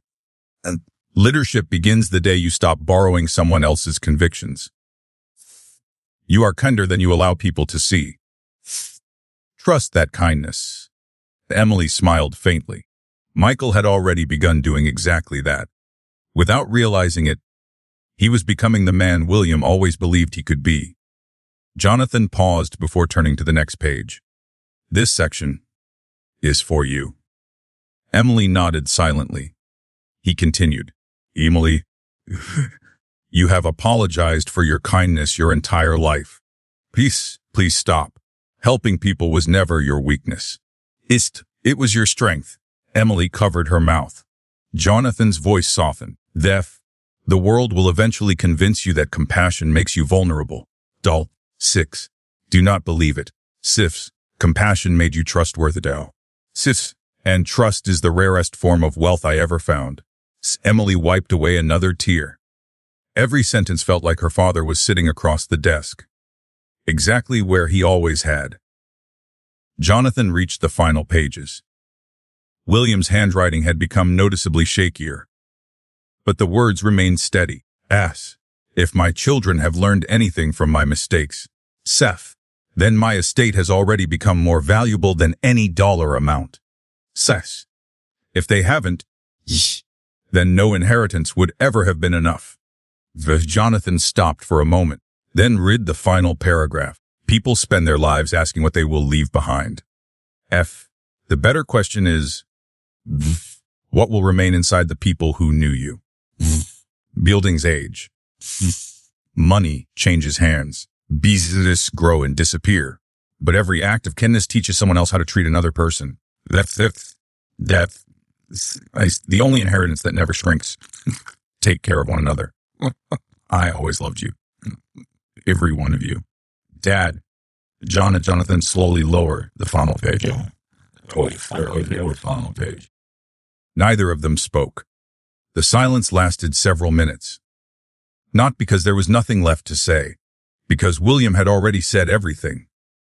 A quiet knock interrupted the moment. Emily looked toward the doorway. Michael stood there. He hesitated. I hope I'm not interrupting. Emily smiled gently. You aren't. Michael noticed the letter. Is that? Emily nodded. Dad's last one. He stepped inside carefully. Jonathan handed him the pages. Michael read them slowly. Twice. When he reached the section addressed to him, he stopped. I spent my whole life following the loudest voice in the room. He smiled sadly. He knew. Emily nodded. He always knew. Michael folded the pages carefully. I think... He paused. I think he understood me better than I understood myself. Jonathan answered quietly. He understood all of you. Late that afternoon, Daniel unexpectedly arrived. He wasn't wearing a suit. Just jeans and an old jacket Emily hadn't seen in years. He looked tired. Not physically. Emotionally. I got Jonathan's message. Jonathan stood. There's something you should hear. Daniel remained near the doorway. I don't know if I'm ready. Jonathan answered simply, Your father thought you would be. For several long moments, Daniel didn't move. Finally, he walked into the study. Jonathan handed him the pages containing William's message. Nobody spoke while he read. Emily watched only once. After that, she deliberately looked away. Some moments deserved privacy, even inside the same room. Several minutes later, Daniel quietly folded the pages. His eyes were red. He cleared his throat once, then again. Finally, he whispered, I spent my whole life trying to make him proud. Emily looked at him. Daniel laughed bitterly. And I never realized. He already was. No one rushed to comfort him. No one filled the silence. They simply allowed him to arrive at the truth on his own. Before leaving, Jonathan carefully returned the letter to its envelope. This belongs in the family archives. Emily nodded. It won't stay locked away. Jonathan looked curious. What do you mean? She smiled softly. I think Dad wrote this to be read, not hidden. Jonathan smiled. I believe you're right. As evening settled over the Carter estate, Emily walked onto the porch alone. The air smelled of fresh earth instead of snow. Birds had begun returning to the trees. Spring was coming. She looked across the construction yard in the distance. For months she had believed William's greatest legacy was the company. Then she believed it was the journals. Then the will. Then the letters. Now, she finally understood. William's real legacy had never been something he left behind. It was something he had quietly planted inside the people willing to listen. Integrity. Responsibility. Compassion. Truth. Those things couldn't be inherited through paperwork. They had to be lived. And for the first time since her father's death, Emily realized she wasn't trying to preserve his legacy anymore. She was already living it. Spring arrived with steady rain. The kind of rain William Carter used to welcome. He often stood on the front porch watching storms roll across town. When Emily was little, she once asked why he enjoyed rainy days so much. He had smiled. F? Because rain tells you what's built well. The weak places always show themselves after a storm. Standing in the doorway of the Carter construction headquarters several months after her father's death, Emily finally understood what he meant. The storm hadn't been the reading of the will. The storm had been everything that followed. And now, everyone's foundation was beginning to show. The company was busier than it had been in years. New contracts lined the bulletin boards. Trucks rolled out of the yard before sunrise. The familiar sounds William loved had returned. Air compressors. Forklifts. Laughter from the break room. Emily walked through the building carrying but a clipboard. She rarely needed it. Most of the employees joked that she carried it simply to make herself look official.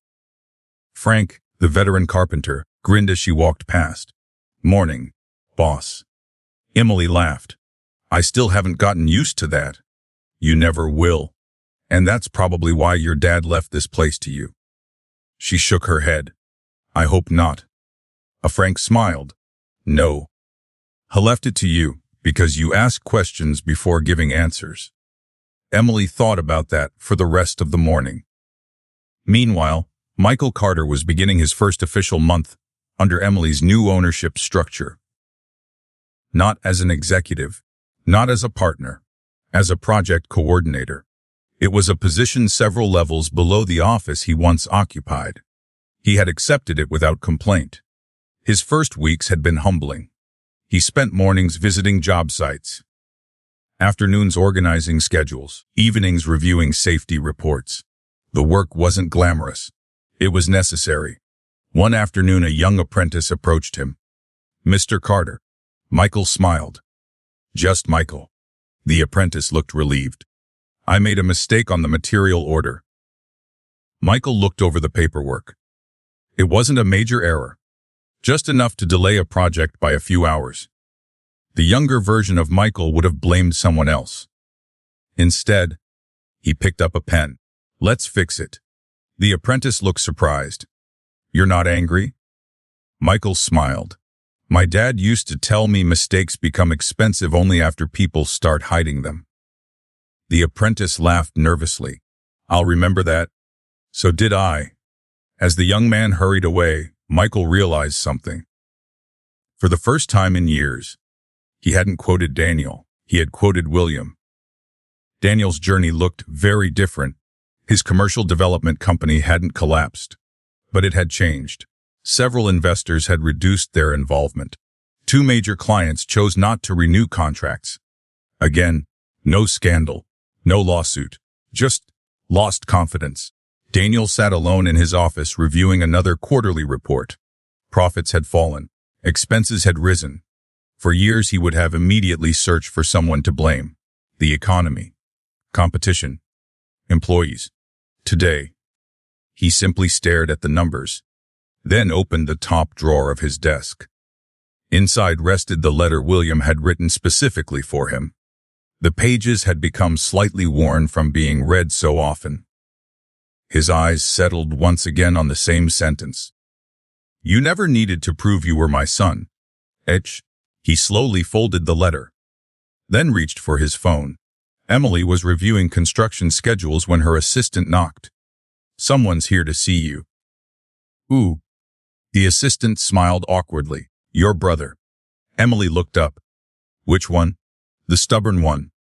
Emily couldn't help laughing. "Send him in." Daniel entered carrying no briefcase, no contracts, no folders, just an envelope. He remained standing. "I've been thinking." Emily smiled gently. "I've heard that before. This time I finished." She gestured toward the chair. He sat down. For several moments he simply looked around William's old office. Finally he placed the envelope on the desk.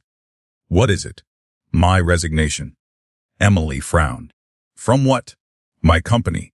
She stared at him. "You built that business." "I did, and I built it for all the wrong reasons." Emily didn't interrupt. Daniel continued. "I kept asking myself one question." "What question?" "If Dad walked through that door today, would he recognize the man I became?" Silence filled the office. Daniel smiled sadly. "I don't think he would." Donnelly quietly picked up the envelope. Inside wasn't only a resignation. It was a handwritten plan. Daniel intended to sell part of his personal holdings, repay every outstanding personal obligation connected to William's financial assistance, create a scholarship for apprentices entering the construction trades. Emily looked up. "You don't have to do this." Daniel nodded slowly. "I know. I want to. She looked through the pages again. This is going to cost you a lot. He smiled. So did Dad's integrity. The words lingered between them. For the first time, Emily believed her brother wasn't trying to win. He was trying to become someone different. Several weeks later, Carter Construction hosted its annual employee appreciation picnic. It was the first without William. Hundreds of employees and their families filled the company grounds. Children played games. Food trucks lined the parking lot. Retired workers swapped stories with new apprentices. Emily stood near the entrance greeting everyone. She noticed Michael helping one of the retirees carry folding chairs without being asked. A small thing. Very much like William. She noticed Daniel arriving early. Not to network. To help unload tables. Another small thing. Again. Very much like William. Frank walked over carrying 2 lemonade cups. You seeing it? Emily smiled. Seeing what? Your dad. She looked confused. Frank pointed across the lawn. He spent 30 years teaching people. I think they're finally listening. And Emily followed his gaze. Michael laughed with a group of apprentices. Daniel quietly repaired a loose banner before anyone else noticed it. No cameras. No applause. No audience. Just small acts. The kind William had always written about. Later that afternoon, Jonathan Hayes joined Emily beneath the old oak tree William had planted decades earlier. He watched the gathering with quiet satisfaction. I've been meaning to ask. Emily smiled. What? Have you read the journals recently? She nodded. Every week. Jonathan laughed softly. So have I. Emily looked surprised. You? Your father made me copies. What have you learned? Jonathan thought for a moment. That William wasn't trying to build a successful company. Emily smiled. No. He was trying to build successful people. Emily looked across the picnic once more. Children running. Employees laughing. Her brothers talking with retired workers. She nodded slowly. I think he did. As the sun began setting, everyone gathered near a small wooden stage. Frank stepped to the microphone. He cleared his throat. I've never been much for speeches. A gentle laughter rippled through the crowd. But somebody ought to say this. He looked toward Emily. When William started this company, we had 1 truck, 1 office, and more optimism than common sense. More laughter. Frank smiled. He taught us to measure success differently. Not by how many buildings we finished, but by how many people wanted to come back tomorrow. He looked toward the crowd. I've worked for 2 owners. He paused. They're more alike than either of them realizes. The applause lasted nearly a full minute. Emily felt tears filling her eyes. Not because people were comparing her to William. Because they remember William exactly the way he deserved to be remembered. That evening, after the picnic ended, Emily returned to the Carter house.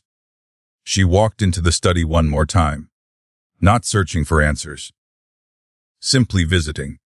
She opened the final journal William had completed. Near the back, she found one short entry she somehow had never noticed before. If you're reading this years from now, don't ask whether I was successful. Ask whether the people around me became better because I was here. Emily gently closed the journal. She looked around the familiar room. For months she had believed redemption meant repairing relationships. Now she understood. Real redemption wasn't about erasing yesterday. It was about choosing differently today. Michael had begun that journey. Daniel had finally taken his first difficult step.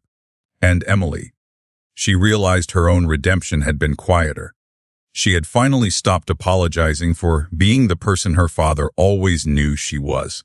Outside, the porch light switched on automatically as dusk settled over the Carter estate. The house no longer felt empty. It felt lived in, not by William's footsteps, but by the values he had quietly left behind. And those would remain long after every wall, every business, and every dollar had faded into history. 1 year later, The Carter estate looked different. Not because the house had been remodeled. Because it was alive again. Fresh flowers lined the front walkway. The old porch swing had been restored instead of replaced. The garden Margaret Carter had once cared for had burst back into color. Children's laughter occasionally echoed across the property during community events. William would have liked that. Emily Carter often thought the house itself seemed happier. Some places remembered the people who loved them. This felt like one of those places. Carter construction had experienced its strongest year in nearly a decade. Not because Emily had dramatically changed the business. She hadn't. Instead, she had quietly continued the traditions William believed mattered most. Every new apprentice met personally with senior employees. Every retiring worker received a handwritten letter of appreciation. Every Friday afternoon remained reserved for walking job sites and talking with employees instead of reviewing spreadsheets. The company still built offices, schools, apartment buildings, community centers, but more importantly, it continued building trust, exactly as William intended. Emily stood in William's old office looking through a framed photograph. It had been taken during the company picnic several months earlier. Frank was laughing, was helping two apprentices assemble picnic tables. Daniel was carrying folding chairs while pretending not to notice anyone watching. Emily smiled. If someone had shown her that photograph a year ago, she never would have believed it. A gentle knock interrupted her thoughts. "Come in." Michael stepped inside carrying 2 cups of coffee. "I figured you'd forget breakfast again." Emily accepted one. "I'm becoming predictable." He laughed. "You've always been predictable. You just predict useful things." She rolled her eyes. "That sounds like something Dad would have said." "It does." They both smiled. Michael had changed more than anyone expected. He never asked for special treatment. He completed every training program required under Emily's ownership agreement. He earned promotions slowly, one at a time. Whenever employees complimented him, he usually answered the same way. "I'm just trying to deserve the opportunities I've been given." Frank once joked that Michael had become annoyingly responsible. Michael considered that the highest compliment he'd ever received. Daniel's path had been more difficult. Selling part of his company had been painful. Several people questioned his decision. Others called it a mistake. Daniel no longer argued. He quietly paid every outstanding obligation connected to William's financial support. He personally funded apprenticeship scholarships exactly as he had promised. He also did something nobody expected.